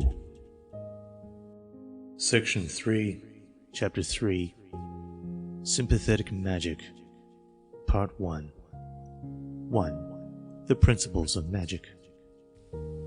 The two principles of sympathetic magic are the law of similarity and the law of contact or contagion. If we analyze the principles of thought on which magic is based, they will probably be found to resolve themselves into two. First, that like produces like, or that an effect resembles its cause. And second, that things which have once been in contact with each other continue to act on each other at a distance after the physical contact has been severed. The former principle may be called the law of similarity, the latter the law of contact or contagion. From the first of these principles, namely the law of similarity, the magician infers that he can produce any effect he desires merely by imitating it. From the second, he infers that whatever he does to a material object will affect equally the person with whom the object was once in contact, whether it formed part of his body or not. Charms based on the law of similarity may be called homeopathic or imitative magic. Charms based on the law of contact or contagion may be called contagious magic. To denote the first of these branches of magic, the term homeopathic is perhaps preferable, or the alternative term, imitative or mimetic, suggests that it does not imply a conscious agent who imitates, thereby limiting the scope of magic too narrowly. For the same principles which the magician applies in the practice of his art are implicitly believed by him to regulate the operations of inanimate nature. In other words, he tacitly assumes that the laws of similarity and contact are of universal application and are not limited to human actions. In short, magic is a spurious system of natural law as well as a fallacious guide of conduct. It is a false science as well as an abortive art. Regarded as a system of natural law, that is, as a statement of the rules which determine the sequence of events throughout the world, it may be called theoretical magic. Regarded as a set of precepts which human beings observe in order to compass their ends, it may be called practical magic. At the same time, it is said to be borne in mind that the primitive magician knows magic only on its practical side. He never analyzes the mental processes on which his practice is based, never reflects on the abstract principles involved in his actions. With him, as with the vast majority of men, logic is implicit, not explicit. He reasons just as he digests his food, in complete ignorance of the intellectual and physiological processes which are essential to the one operation and to the other. In short, to him magic is always an art, never a science. The very idea of science is lacking in his undeveloped mind. It is for the philosophic student to trace the train of thought which underlies the magician's practice, to draw out the few simple threads of which the tangled skein is composed, to disengage the abstract principles from their concrete applications, in short, to discern the spurious science behind the bastard art. The two principles and misapplications of the association of ideas. If my analysis of the magician's logic is correct, its two great principles turn out to be merely two different misapplications of the association of ideas. Homeopathic magic is founded on the association of ideas by similarity. Contagious magic is founded on the association of ideas by contiguity. Homeopathic magic commits the mistake of assuming that things which resemble each other are the same. Contagious magic commits the mistake of assuming that things which have once been in contact with each other are always in contact. But in practice, the two branches are often combined, or to be more exact, while homeopathic or imitative magic may be practiced by itself, contagious magic will generally be found to involve an application of the homeopathic or imitative principle. Thus, generally stated, the two things may be a little difficult to grasp, but they will readily become intelligible when they are illustrated by particular examples. Both trains of thought are in fact extremely simple and elementary. It could hardly be otherwise, since their familiar in the concrete, though certainly not in the abstract, to the crude intelligence not only of the savage, but of ignorant and dull-witted people everywhere. Both branches of magic, homeopathic and the contagious, may conveniently be comprehended under the general name of sympathetic magic, since both assume that things act on each other at a distance through a secret sympathy, the impulse being transmitted from one to the other by means of what we may conceive as a kind of invisible ether, not unlike that which is postulated by modern science for a precisely similar purpose, namely to explain how things can physically affect each other through a space which appears to be empty. It may be convenient to tabulate as follows the branches of magic according to the laws of thought which underlie them. A small table is displayed on the page, with 3 branches: sympathetic magic, law of symmetry; homeopathic magic, law of similarity; contagious magic, law of contact. I will now illustrate these 2 great branches of sympathetic magic by examples, beginning with homeopathic magic. Part 2. Homeopathic or imitative magic. Magical images among the American Indians. Perhaps the most familiar application of the principle that like produces like is the attempt which has been made by many peoples in many ages to injure or destroy an enemy by injuring or destroying an image of him, in the belief that, just as the image suffers, so does a man, and that when it perishes he must die. A few instances out of many may be given to prove at once the wide diffusion of the practice over the world and its remarkable persistence throughout the ages. For thousands of years ago it was known to the sorcerers of ancient India, Babylon and Egypt, as well as of Greece and Rome, and at this day it is still resorted to by cunning and malignant savages in Australia, Africa and Scotland. Thus the North American Indians, we are told, believe that by drawing the figure of a person in sand, ashes or clay, or by considering any object as his body, and then pricking it with a sharp stick, or doing it any other injury, they inflict a corresponding injury on the person represented. For example, when the Ojibwe Indian desires to work evil on anyone, he makes a little wooden image of his enemy and runs a needle into its head or heart, or he shoots an arrow into it, believing that wherever the needle pierces or the arrow strikes the image, his foe will the same instant be seized with a sharp pain in the corresponding part of his body. But if he intends to kill the person outright, he burns or buries the puppet, uttering certain magic words as he does so. So when a Cora Indian of Mexico wishes to kill a man, he makes a figure of him out of burnt clay, strips of cloth and so forth, and then, muttering incantations, runs thorns through the head or stomach of the figure to make his victim suffer correspondingly. Sometimes the Cora Indian makes a more beneficial use of this sort of homeopathic magic. When he wishes to multiply his flocks or herds, he models a figure of the animal he wants in wax or clay, or carves it from tuff, and deposits this in a cave of the mountains, for these Indians believe that the mountains are masters of all riches, including cattle and sheep. For every cow, deer, dog, or hen he wants, the Indian has to sacrifice a corresponding image of the creature. This may help us to understand the meaning of the figures of cattle, deer, horses, and pigs, which were dedicated to Diana and Nemi. They may have been offerings of farmers or huntsmen, who hoped therefore to multiply the cattle or the game. Similarly, when the Todas of southern India desire to obtain more buffaloes, they offer silver images of these animals in the temples. The Peruvian Indians molded images of fat mixed with grain to imitate the persons whom they disliked or feared, and then burned the effigy on the road where the intended victim was to pass. This they call burning his soul, but they drew a delicate distinction between the kinds of materials to be used in the manufacture of these images, according as the victim was an Indian, or a Viracocha, that is, a Spaniard. To kill an Indian they employed maize and the fat of a llama. To kill a Spaniard they used wheat and the fat of a pig, because Viracochas did not eat llamas and preferred wheat to maize. Magical images among the Malays. A Malay charm of the same sort is as follows.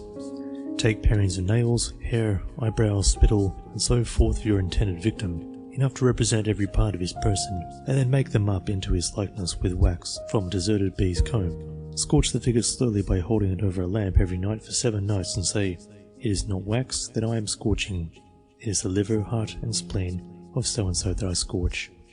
After the 7th time, burn the figure and your victim will die.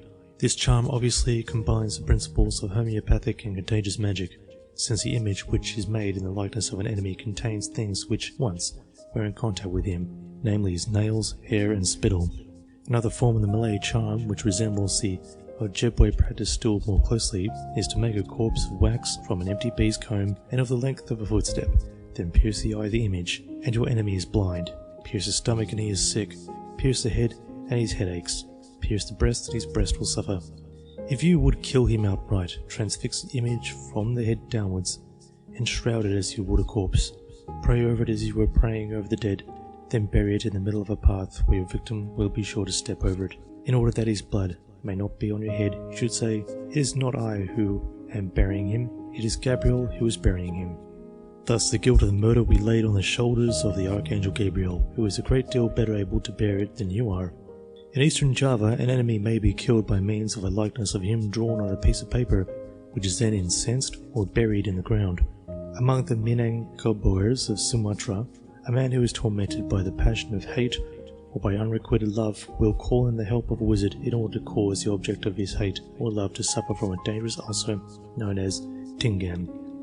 After giving the wizard the necessary instructions as to the name, bodily form, dwelling and family of the person in question, he makes a puppet which is supposed to resemble his intended victim, and repairs with it to a wood where he hangs the image on a tree that stands quite by itself. Uttering a spell, he then drives an instrument through the navel of the puppet into the tree, till the sap of the tree oozes through the hole thus made. The instrument which inflicts the wound bears the same name, tingam, as the ulcer, which is to be raised on the body of the victim, and the oozing sap is believed to be his or her life spirit. Soon afterwards, the person against whom the charm is directed begins to suffer from an ulcer, which grows worse and worse till he dies, unless a friend can procure a piece of the wood of the tree to which the image is attached. Magical images in Torres Straits and Borneo. The sorcerers of Morbaig, or Jervis Island in Torres Straits, keep an assortment of effigies in stock ready to be operated on at the requirement of a customer. Some of the figures were of stone. These were employed when short work was to be made of a man or woman. Others were wooden. These gave the unhappy victim a little more rope, only however to terminate his prolonged sufferings by a painful death. The mode of operation in the latter case was to put poison, by means of a magical implement, into a wooden image, to which the name of the intended victim had been given. Next day the person, aimed at, would feel the chilly, then waste away and die, unless the same wizard who had wrought the charm would consent to undo it. If the sorcerer pulled off an arm or leg of the image, the human victim felt pain in the corresponding limb of his body, but if the sorcerer restored the severed arm or leg to the figure, the man recovered. Another mode of compassing a man's death in Torres Straits was to prick a wax effigy of him or her with the spine of a stingray. So when the man whose name had been given to the waxen image next went a-fishing on the reef, a stingray would sting him in the exact part of his body where the waxen image had been pierced. Or the sorcerer might hang the effigy on the bough of a tree, and as it swayed to and fro in the wind, the person represented by it would fall sick. However, he would get well again if a friend of his could induce the magician to steady the figure by sticking it firmly in the sandy bottom of the sea. When the Lerons of Borneo wish to be revenged on an enemy, they make a wooden image of him and leave it in the jungle. As it decays, he dies. More elaborate is the proceeding adopted by the Kenyans of Borneo in similar circumstances. The operator retires with the image to a quiet spot on the river bank, and when a hawk appears in a certain part of the sky, he kills a fowl, smears its blood on the image, and puts a bit of fat in the mouth of the figure, saying, "Put fat in his mouth." By that he means, may his head be cut off, hung up in an enemy's house, and fed with fat in the usual way. He then strikes at the breast of the image with a small wooden spear, throws it into a pool of water reddened with red earth, and afterwards takes it out and buries it in the ground. Magical images in Japan and China. If an Aino of Japan desires to compass the destruction of an enemy, he will make a likeness of him out of mugwort or the gilded rose and bury it in the hole upside down under the trunk of a rotten tree, with a prayer to a demon to carry off the man's soul or to make his body rot away with the tree. Sometimes an Aino woman will attempt to get rid of her husband in this fashion by wrapping up his headdress in the shape of a corpse and burying it deep in the ground, while she breathes a prayer that her husband may rot and die with the headdress. The Japanese themselves are familiar with similar modes of enchantment. In one of their ancient books, we read of a rebellious minister who made figures of the heir to the throne with intent, no doubt, to do him grievous bodily harm thereby, and sometimes a woman who had been deserted by her lover will make a straw effigy of the faithless gallant and nail it to a sacred tree, adjourning the gods to spare the tree and to visit the sacrilege on the traitor. At a shrine in Kompua, there stood a pine tree studded with nails which had been thus driven in for the purpose of doing people to death. The Chinese are perfectly aware that you can harm a man by maltreating or cursing an image of him, especially if you have taken care to write on it his name and horoscope. This mode of venting spite on an enemy is said to be commonly practiced in China. In Amoy, such images, roughly made of bamboo splinters and paper, are called substitutes of persons and may be bought very cheap for a cash or so apiece at any shop which sells paper articles for the use of the dead or the gods. For the frugal Chinese are in the habit of palming off paper imitations of all kinds of valuables on the simple-minded ghosts and gods, who take them in all good faith for the genuine articles. As usual, the victim suffers a hurt corresponding to the hurt done to his image. Thus, if you ran a nail or a needle into the eyes of the puppet, your man will go more or less blind. If you stick a pin in its stomach, it will double up with colic.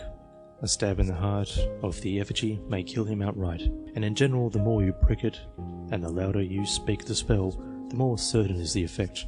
To make assurance doubly sure, it is desirable to impregnate the effigy, so to say, with the personal influence of the man by passing it clandestinely beforehand over him or hiding it, unbeknown to him, in his clothes or under his bed. If you do that, he is quite sure to die sooner or later. Naturally, these nefarious practices are no new thing in the Chinese Empire. There is a passage in the Chinese Book of Rewards and Penalties which illustrates their prevalence in days gone by. There, under the rubric, to hide an effigy of a man for the purpose of giving him the nightmare, we read as follows. This means hiding the carved wood effigy of a man somewhere with the intent to give him the nightmare.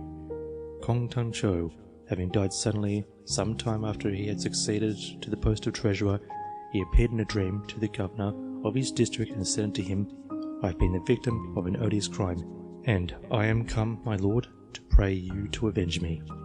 My time to die had not yet come, but my servants gave me the nightmare, and I was choked in my sleep. If you will send secretly some dauntless soldiers, not one of the varlets will escape you. Under the 7th tile of the roof of my house will be found my image carved of wood. Fetch it and punish the criminals. Next day the governor of the district had all the servants arrested, and sure enough, after some search, they found under the aforesaid tile the figure of a man in wood, a foot high and bristling all over with nails.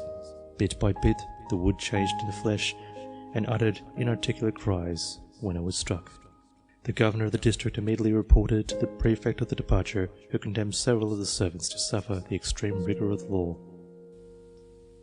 Magical images in Australia. When some of the Aborigines of Victoria desired to destroy an enemy, they would occasionally retire to a lonely spot and draw on the ground a rude likeness of the victim, would sit around it and devote him to destruction with cabalistic ceremonies. So dreaded was this incantation that men and women who learned that it had been directed against them have been known to pine away and die of fright. On the Bloomfield River in Queensland, the natives think they can doom a man by making a rough wooden effigy of him and burying it in the ground, or by painting his likeness on a bull roarer, and they believe that persons whose portraits are carved on a tree at Cape Bedford will waste away. When the wife of a Central Australian native has eloped from him and he cannot recover her, the disconsolate husband repairs with some sympathising friends to a secluded spot where a man skilled in magic draws on the ground a rough fire supposed to represent the woman lying on her back. Beside the figure is laid a piece of green bark, which stands for her spirit or soul, and at it the men throw miniature spears which have been made for the purpose and charmed by singing over them. This bark and effigy of the woman's spirit with a little spear sticking in it is then thrown as far as possible in the direction which she is supposed to have taken. During the whole of the operation, the men chant in a low voice, the burden of their song being an invitation to the magic influence to go out and enter her body and dry up all her fat. Sooner or later, often a good deal later, her fat does dry up, she dies, and her spirit is seen in the sky in the form of a shooting star. Magical images in Burma and Africa. In Burma, a rejected lover sometimes resorts to a sorcerer and engages him to make a small image of the scornful fair one, containing a piece of her clothes, or of something which she has been in the habit of wearing. Certain charms or medicines also enter into the composition of the doll, which is then hung up or thrown into the water. As a consequence, the girl is supposed to go mad. In this last example, as in the first of the Malay charms noticed above, homeopathic or imitative magic is blent with contagious magic in the strict sense of the word, since the likeness of the victim contains something which has been in contact with her person. A Matabel who wishes to avenge herself on an enemy makes a clay figure of him and pierces it with a needle. Next time the man thus represented happens to engage in a fight, he will be speared, just as his effigy was stabbed. The Ovambo of southwestern Africa believe that some people have the power of bewitching an absent person by gazing into a vessel full of water till his image appears to them in the water, and they spit at the image and curse the man, and that seals his fate. Magical images in ancient India. The ancient books of the Hindus testify to the use of similar enchantments among their remote ancestors. To destroy his foe, a man would fashion a figure of him in clay and transfix it with an arrow, which had been barbed with a thorn and winged with an owl's feathers. Or he would mould the figure of wax and melt it in a fire. Sometimes effigies of the soldiers, horses, elephants, and chariots of a hostile army were modelled in dough and then pulled in pieces. Again, to destroy an enemy, the magician would kill a red-headed lizard with the words, "I am killing so-and-so," smear it with blood, wrap it in a black cloth, and having pronounced an incantation, burn it. Another way was to grind up mustard into meal, with which a figure was made of the person who was to be overcome or destroyed. Then, having muttered certain spells to give efficiency to the rite, the enchanter chopped up the image, anointed it with melted butter, curds, or some such thing, and finally burnt it in a sacred pot. The so-called sanguinary chapter of the Kalika Puran, there occurs the following passage. On the autumnal Mahanavani, or when the month is in a lunar mission, Skanda, or Bishaka, let a figure be made, either of barley meal or earth, representing the person with whom the sacrificer is at variance, and the head of the figure be struck off. After the usual texts have been used, the following text is to be used in invoking an axe on the occasion. Effuse blood. Be terrific, seize, destroy, for the love of Ambika, the head of his enemy. Magical images in modern India. In modern India, the practices described in these old books are still carried on with mere variations of detail. The magician compounds the fatal image of earth taken from 64 filthy places and mixed up with clippings of hair, parings of nails, bits of leather, and so on. Upon the breast of the image he writes the name of his enemy. Then he pierces it through and through with an awl, or maims it in various ways, hoping thus to maim or kill the object of his vengeance. Among the Nambutiris of Malabar, a figure representing the enemy to be destroyed is drawn on a small sheet of metal, gold by preference, on which some mystic diagrams are also inscribed. The sorcerer then declares that the bodily injury or death of the person shall take place at a certain time. After that he wraps up a little sheet in another sheet or leaf of metal, gold if possible, and buries it in a place where the victim is expected to pass. Sometimes, instead of a small sheet of metal, he buries a live frog or lizard enclosed in a coconut shell, after sticking nails into its eyes and stomach. At the same moment that the animal dies, the person expires also. Among the Mohammedans of North India, the proceeding is as follows. A doll is made of earth, taken from a grave or from a place where bodies are cremated, and some sentences of the Quran are read backwards over 21 small wooden pegs. These pegs the operator next strikes into various parts of the body of the image, which is afterwards shrouded like a corpse, carried to a graveyard, and buried in the name of the enemy whom it is intended to injure. The man, it is believed, will die without fail after the ceremony. A slightly different form of the charm is observed by the Bam Margi, a very degraded sect of Hindus in the northwest provinces. To kill an enemy, they make an image of flour or earth and stick razors into the breast, navel, and throat, while pegs are thrust into the eyes, hands, and feet. As if it were not enough, they next construct an image of Bhairava or Durga holding a three-pronged fork in her hand. This they place so close to the effigy of the person to whom mischief is meant, that the fork penetrates its breast. To injure a person, a Singali sorcerer will procure a lock of his intended victim's hair, a paring of his nails, or a thread of his garment. Then he fashions an image of him and thrusts nails made of 5 metals into the joints. All these he buries where the unfortunate man is likely to pass. No sooner has he done so than the victim falls ill with swelling or stiffness of joints, or burning sensations in the body, or disfigurements of the mouth, legs and arms. Magical images among the Arabs of North Africa. Similar enchantments are wrought by the Muslim peoples of North Africa. Thus, an Arabic treatise on magic directs that if you wish to deprive a man of the use of his limbs, you should make a waxen image of him, and engrave his name and his mother's name on it with a knife, for which the handle must be made of the same wax. Then smite the limb of the image which answers to the particular limb of the man which you desire to disable. At the same moment the limb of flesh and blood will be paralyzed. The following is another extract of the same treatise.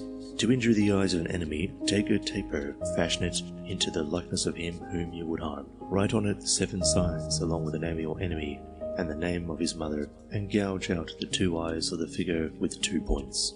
Then put it in a pot with quicklime, on which you must throw a little charib el-haman, and bury the whole near the fire. The fire will make your victim to shriek, and will hurt his eyes so that he will see nothing, and that the pain will cause him to utter cries of distress. But do not prolong the operation more than 7 days, for he would die, and you would have to answer for it, day of the last judgment. If you wish to heal him, withdraw the figure and throw it into water. He will recover with God's leave.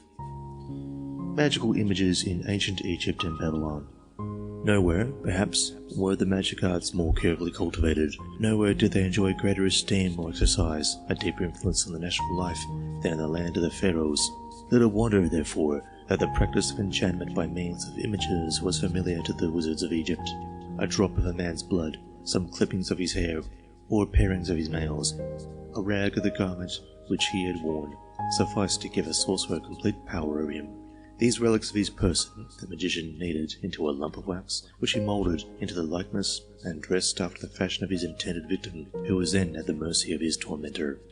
If the image was exposed to the fire, the person whom it represented straightway fell into a burning fever. If it was stabbed with a knife, he felt the pain of the wound. Thus, for instance, a certain superintendent of the king's cattle was once prosecuted in an Egyptian court of law for having made figures of men and women in wax, thereby causing paralysis of their limbs and other grievous bodily harm. He had somehow obtained a book of magic which contained the spells and directions how to act in reciting them. Armed with this powerful instrument, the rogue had shut himself up in a secret chamber and then proceeded to cast spells over the people of his town. In ancient Babylonia, also, it was a common practice to make an image of clay, pitch, honey, fat, or other soft material in the likeness of an enemy, and to injure or kill him by burning, burying, or otherwise ill-treating it.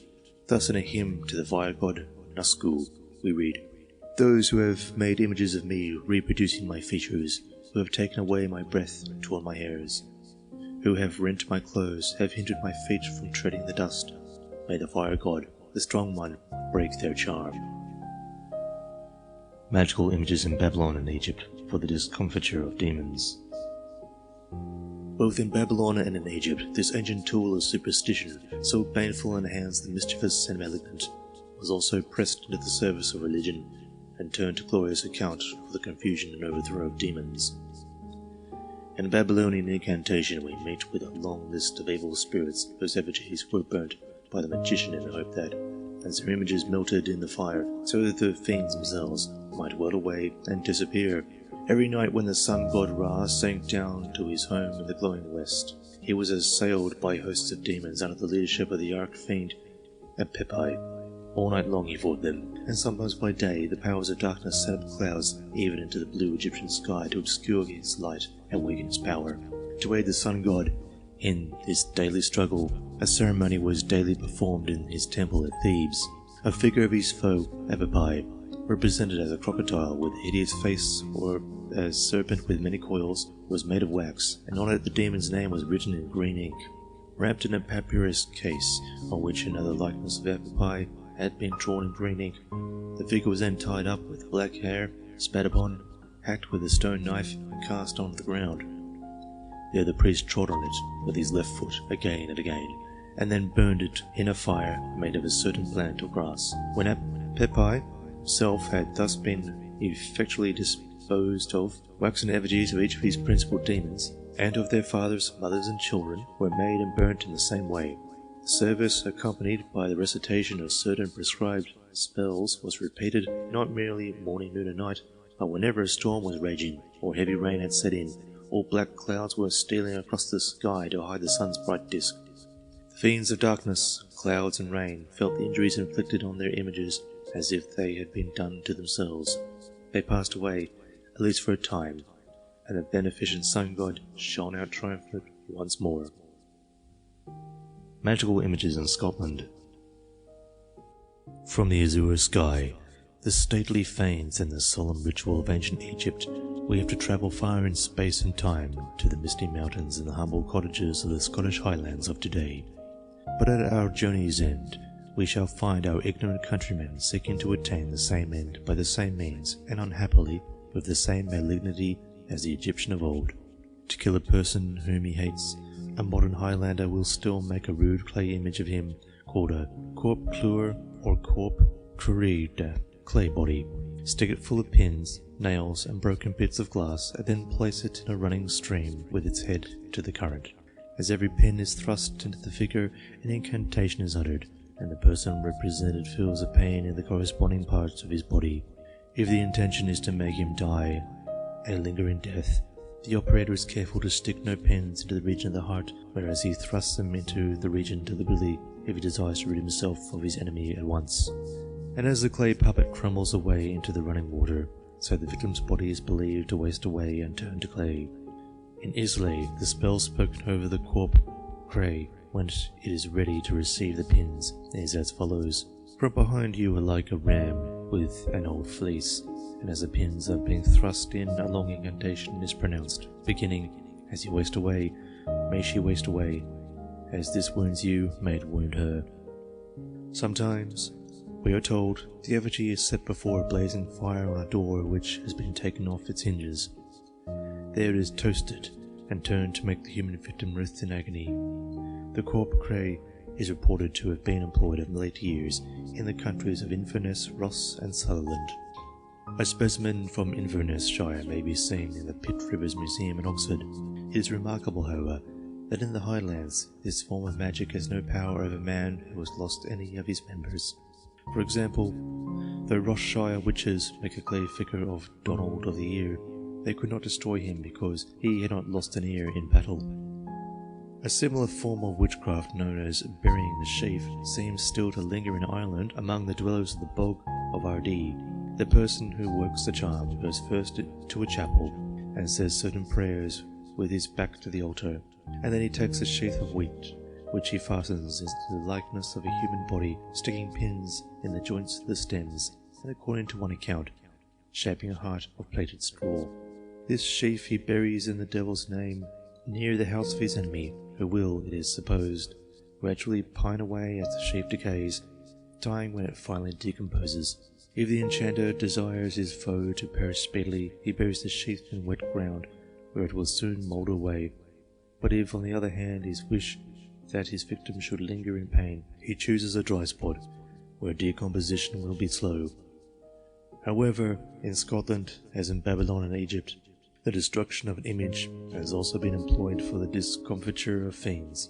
When Shetland fishermen wish to disenchant their boat, they row it out to sea before sunrise, and as the day is dawning, they burn a waxen figure in the boat, while the skipper exclaims, "Go hence, Satan." Magical images to procure offspring in America and Africa. If homeopathic or imitative magic, working by means of images, has commonly been practiced for the spiteful purpose of putting obnoxious people out of the world, it has also, though far more rarely, been employed with the benevolent intention of helping others into it. In other words, it has been used to facilitate childbirth and to procure offspring for barren women. Thus, among the Eskimos of Bering Strait, a barren woman desirous of having a son will consult a shaman, who commonly makes or causes her husband to make a small doll-like image over which he performs certain secret rites, and the woman is directed to sleep with it under her pillow. Amongst the many ceremonies which the Thompson Indian girl of British Columbia had formerly to perform at puberty was the following. She had to run 4 times in the morning, carrying 2 small stones which had been obtained from underneath the water. These were put in her bosom. As she ran, they slipped down between her body and her clothes and fell to the ground. While she ran, she prayed to the dawn that when she should be with the child, she might be delivered as easily as she had been delivered of these stones. Similarly, among the Haida Indians of the Queen Charlotte Islands, a pregnant woman would let round stones, eels, chips, or other small objects slip down over her abdomen for the sake of facilitating her delivery. Among the Nishiman Indians of California, when a woman is childless, her female friends sometimes make out of grass a rude image of the baby and tie it in a small basket after the Indian fashion. Some day, when the woman is from home, they lay this grass baby in her hut. On finding it, she holds it to her breast, pretends to nurse it, and sings it lullabies. This is done as a charm to make her conceive. The Huicol Indians in Mexico believe in a certain mother who is a goddess of conception and childbirth and lives in a cave near Santa Catarina. A woman desirous of offspring deposits in this cave a doll made of a cotton cloth to represent the baby in which her heart is set. After a while she goes back to the cave, puts the doll under her girdle, and soon afterwards is supposed to be pregnant.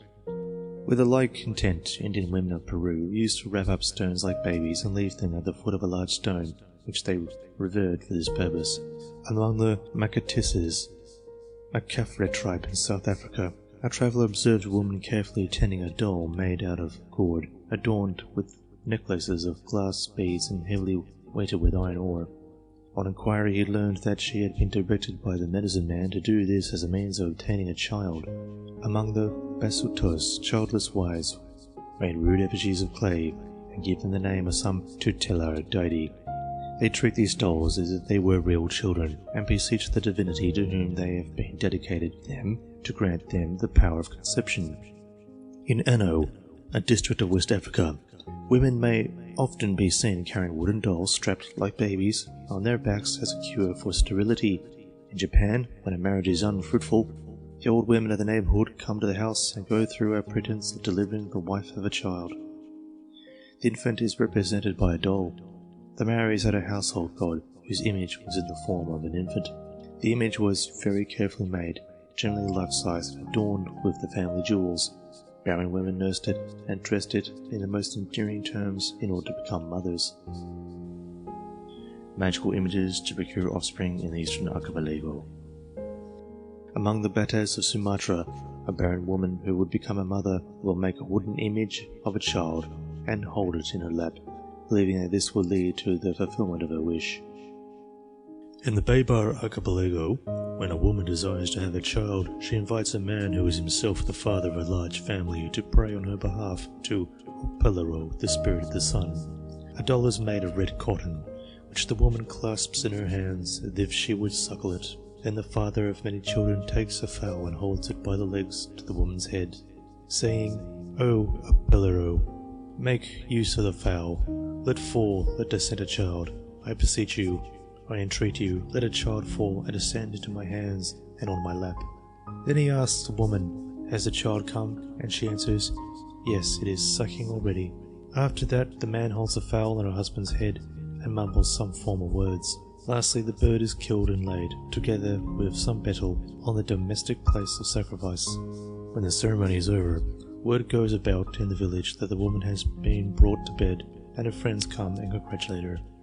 Here, the pretense that a child has been born is a purely magical rite designed to secure, by means of imitation or mimicry, that a child really shall be born. But an attempt is made to add to the efficiency of the rite by means of prayer and sacrifice. To put it otherwise, magic is here blent with and reinforced by religion. In Sabai, one of the islands in Torres Straits, a similar custom of purely magical character is observed, without any religious alloy. Here, when a woman is pregnant, all the other women assemble. The husband's sister makes an image of a male child and places it before the pregnant woman. Afterwards the image is nursed until the birth of the child in order to ensure that the baby shall be a boy.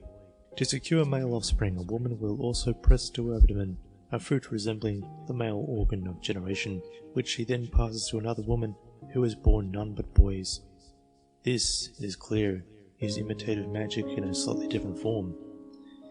In the 7th month of a woman's pregnancy, common people in Java observe a ceremony which is plainly designed to facilitate the real birth by mimicking it.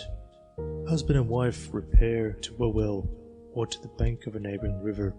The upper part of the woman's body is bare, but young banana leaves are fastened under her arms, a small opening or other fold being left in the leaves in front. Through this opening or fold in the leaves on his wife's body, the husband lets fall from above a weaver's shuttle. An old woman receives this shuttle as it falls, takes it up in her arms and dandles it as if it were a baby, saying, "Oh, what a dear little child! Oh, what a beautiful little child!" Then the husband lets an egg slip through the fold, and when it lies on the ground as an emblem of the afterbirth, he takes his sword and cuts through the banana leaf at the place of the fold, obviously as if he were severing the navel string. Persons of high rank in Java observe the ceremony after a fashion in which the real meaning of the rite is somewhat obscured. The pregnant woman is clothed in a long robe, which her husband, kneeling before her, severs with a stroke of his sword from button to top. Then he throws his sword on the ground and runs away as fast as he can. According to another account, the woman is wrapped around with white thread. Her husband cuts it with his sword, throws away an oblong white cord, dashes a fowl's egg to the ground, rolls along a young coconut on which the figures of a man and woman have been painted, and so departs in haste. Among some of the Dayaks of Borneo, when a woman is in hard labour, a wizard is called in, who essays to facilitate the delivery in a rational manner by manipulating the body of the sufferer. Meantime, another wizard outside the room exerts himself to attain the same end by means which we should regard as wholly irrational. He in fact pretends to be the expectant mother. A large stone attached to his stomach by a cloth wrapped around his body represents the child in the womb, and following the directions shouted to him by his colleague on the real scene of operations, he moves this make-believe baby about in his body in exact imitation of the movements of the real baby till the infant is born. Simulation of birth at adoption and after supposed death. The same principle of make-believe, so due to children, has led other people to employ a simulation of birth as a form of adoption, even as a mode of restoring a supposed dead person to life.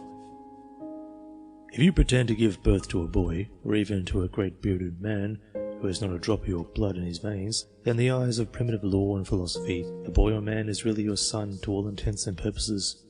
Thus Diodorus tells us that when Zeus persuaded his jealous wife Hera to adopt Hercules, the goddess got into bed, and clasping the burly hero to her bosom, pushed him through her robes, and let him fall to the ground in imitation of a real birth.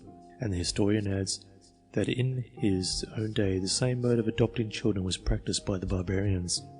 At the present time it is said to be still in use in Bulgaria and among the Bosnian Turks. A woman will take a boy whom she intends to adopt and push or pull him through her clothes. Even afterwards, he is regarded as her very son and inherits the whole property of his adoptive parents. Among the Berawans of Sarawak, when a woman desires to adopt a grown-up man or woman, a great many people assemble and have a feast. The adopting mother, seated in public on a raised and covered seat, allows the adopted person to crawl from behind between her legs. As soon as he appears in front, he is stroked with the sweet-scented blossoms of the areca palm and tied to the woman. Then the adopting mother and the adopted son or daughter, thus bound together, waddle to the end of the house and back again in front of all the spectators. The tie established between the two by this graphic imitation of childbirth is very strict. An offence committed against an adopted child is reckoned more heinous than one committed against a real child. In Central Africa, the Bahima practiced adoption. The male relatives always take charge of a brother's children. When a man dies, his brother takes any children of the deceased and places them, one by one, in his wife's lap. Then he binds around her waist a thong used for tying the legs of restive cows during milking, just as is done after childbirth. The children are then brought up with his own family. In ancient Greece, any man who has been supposed erroneously to be dead, and for whom, in his absence, funeral rites had been performed, was treated as dead to society till he had gone through the form of being born again. He was passed through a woman's lap, then washed, dressed in swaddling clothes, and put out to nurse. Not until this ceremony had been punctually performed might he mix freely with living folk. In ancient India, under similar circumstances, a supposed dead man had to pass the first night after his return in a tub filled with a mixture of fat and water. There he sat with doubled up fists, and without uttering a syllable, like a child in the womb, while over him were performed all the sacraments that were wont to be celebrated over a pregnant woman. Next morning he got out of the tub and went through once more all the other sacraments he had formerly partaken of from his youth up. In particular, he married a wife or espoused his old one over again with due solemnity. Simulation of birth among the Akikuyu. Amongst the Akikuyu of the British East Africa, every member of the tribe, whether male or female, has to go through a pretense of being born again. The age at which the ceremony is performed varies with the ability of the father to provide the goat or sheep which is required for the due observance of the rite. But it seems that the new birth generally takes place when a child is about 10 years old or younger. If a child's father or mother is dead, a man or woman acts as proxy on the occasion, and in such a case a woman is therefore regarded by the child as its own mother. A goat or sheep is killed in the afternoon, and the stomach and intestines are reserved. The ceremony takes place that evening in a hut. None but women are allowed to be present. A circular piece of the goat skin or sheepskin is passed over one shoulder and under the other arm of the child who is to be born again, and the animal's stomach is similarly passed over the child's other shoulder and under its other arm. The mother or the woman who acts as mother sits on a hide on the floor with the child between her knees. The sheep's or goat's gut is passed round her and brought in front of the child. She groans as if in labour. Another woman cuts the gut as if it were the navel string, and the child imitates the cry of a newborn infant. Until a lad has thus been born again in mimicry, he may not assist at the disposal of his father's body after death, nor help to carry him out into the wilds to breathe his last. Formerly, the ceremony of the new birth was combined with the ceremony of circumcision, but the two are now kept separate. In origin, we may suppose that this curious pretense of being born again regularly formed part of the initiatory rites through which every Kikuyu lad and every Kikuyu girl had to pass before he or she was recognized as a full-grown member of the tribe. For in many parts of the world, a simulation of death and resurrection has been enacted by candidates on such occasions, as well as on admission to the membership of certain secret societies. The intention of the mock birth or mock resurrection is not clear, but we may conjecture that it is designed on the principles of homeopathic or imitative magic, either to impart to the candidate the powers of a ghost, or to enable him to be reborn again into the world whenever he shall have died in good earnest. Magical images to procure love. Magical images have often been employed for the amiable purpose of winning love.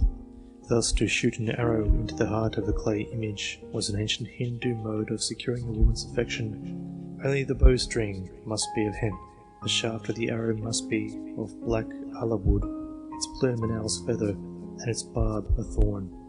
No doubt the wound inflicted on the heart of the clay image was supposed to make a corresponding impression on the woman's heart.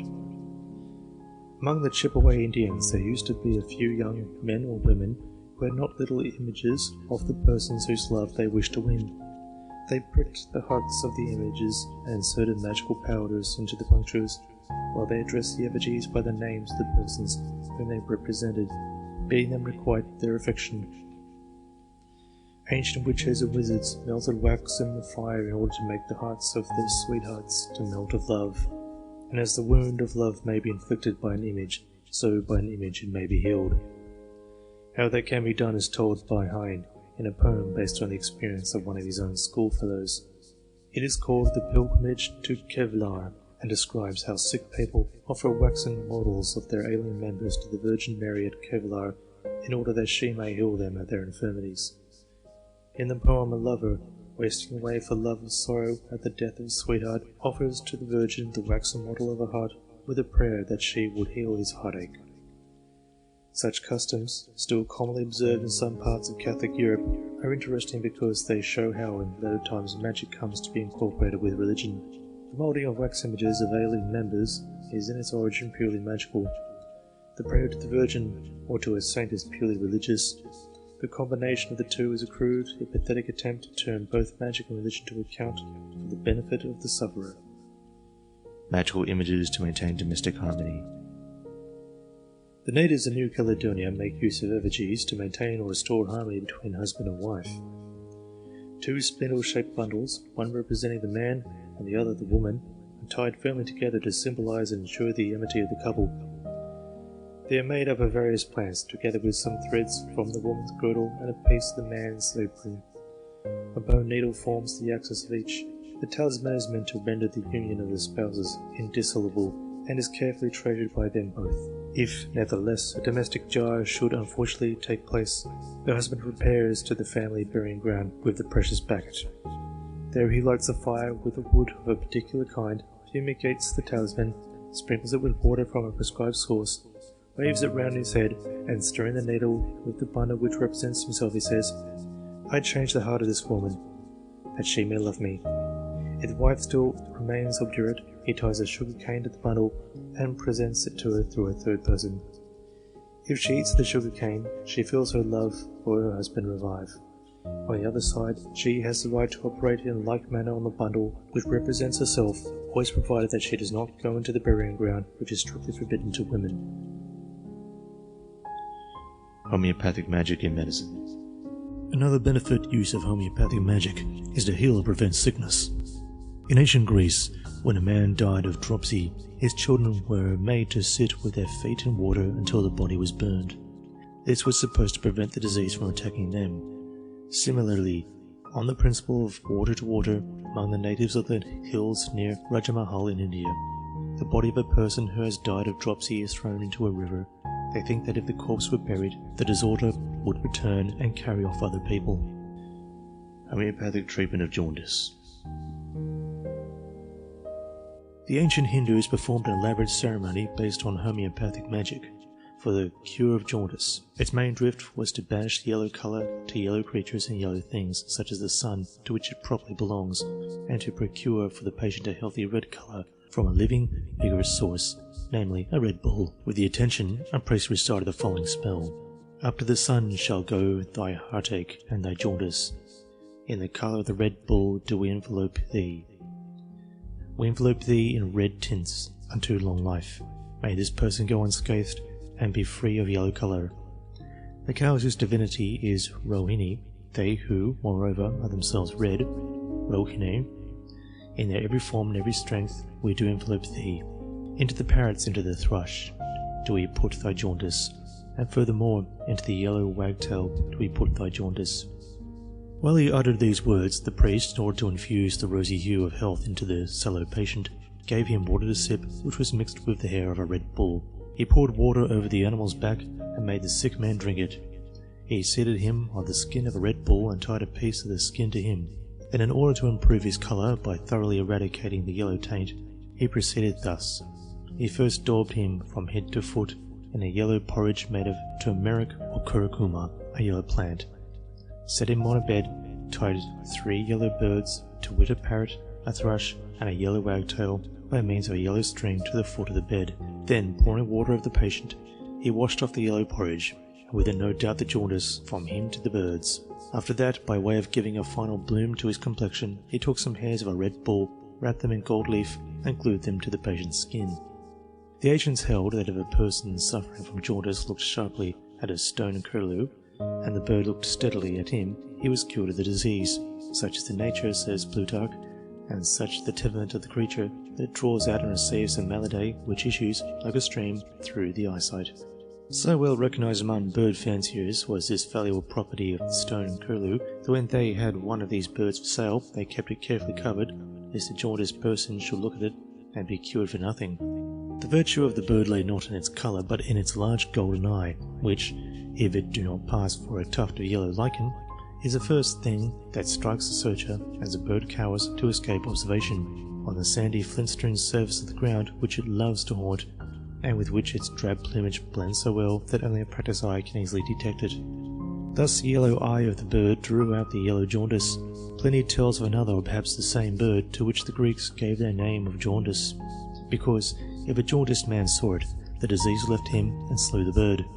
He mentions also a stone which is supposed to cure jaundice because its hue resembled that of a jaundiced skin. In modern Greece, jaundice goes by the name of the golden disease, and very naturally it can be healed by gold. To effect a perfect cure, all that you have to do is this.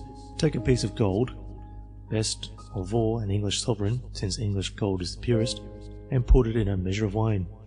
Expose the wine with the gold to the stars for 3 nights, then drink 3 glasses of it daily till it is used up. By that time, the jaundice will be quite washed out of your system. The cure is, in the strictest sense of the word, a sovereign one. A wind cure for jaundice, like the modern Greek one, is to drink a glass of water in which a gold coin has been left overnight. A remedy based on the principle of contraries is to look steadily at pitch or other black substances.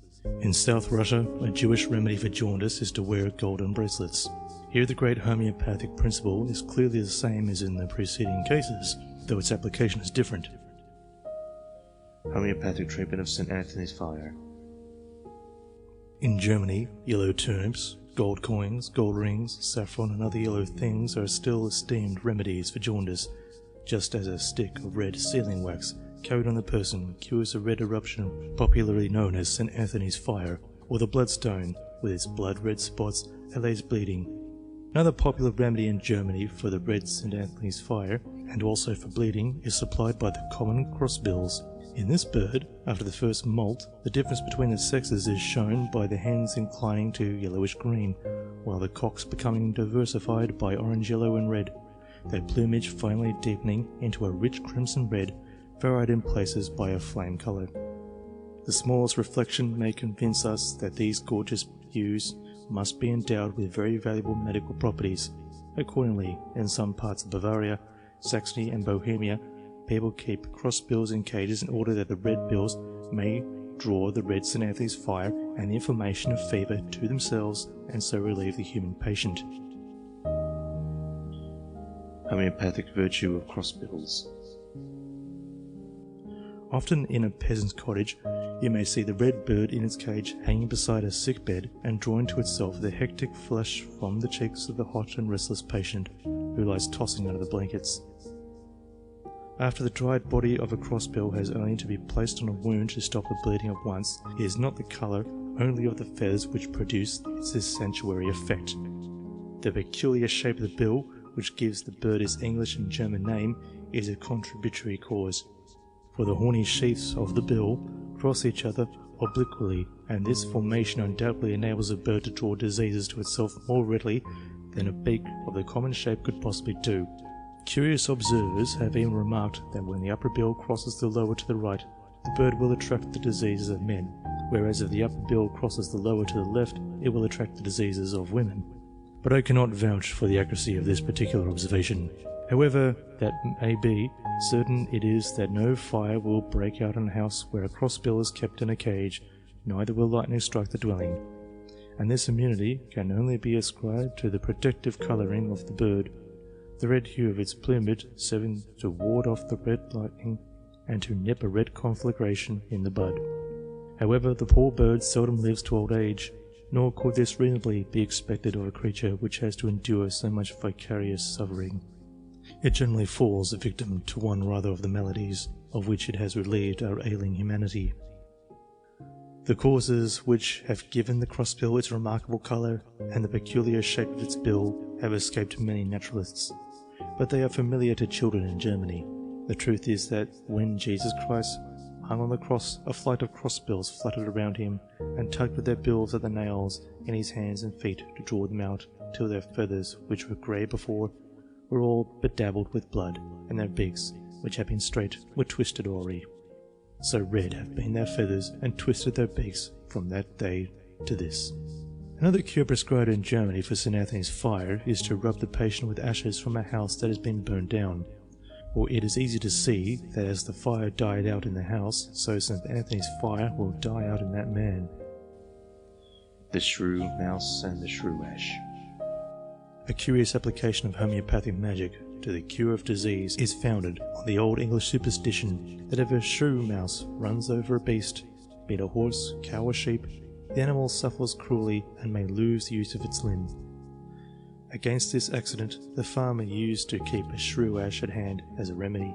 A shrew ash was prepared thus: a deep hole was bored into the tree, and a shrew mouse was thrust in alive and plugged in, probably with some incantations which have been forgotten. Homeopathic prescriptions to make the hair grow. An ancient Indian cure for a scanty crop of hair was to pour a solution of certain plants over the head of the patient.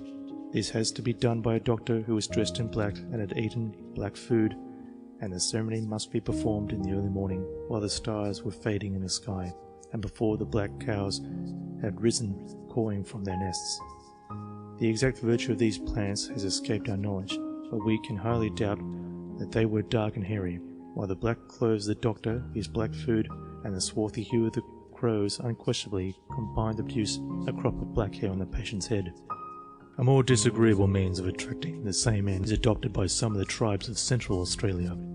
To promote the growth of a boy's hair, a man with flowing locks bites the youth's scalp as hard as he can, being urged thereto by his friends who sit around watching him at his task, while the sufferer howls aloud in pain. Clearly on the principle of capillary attraction, if I may say so, he thus imparts of his own mature abundance to the scarcity of his youthful friend. Various homeopathic remedies. One of the great merits of homeopathic magic is that it enables the cure to be performed on the person of the doctor instead of that of his victim, who is thus relieved of all trouble and inconvenience, while he sees his medical man writhe in anguish before him. Homeopathic cures.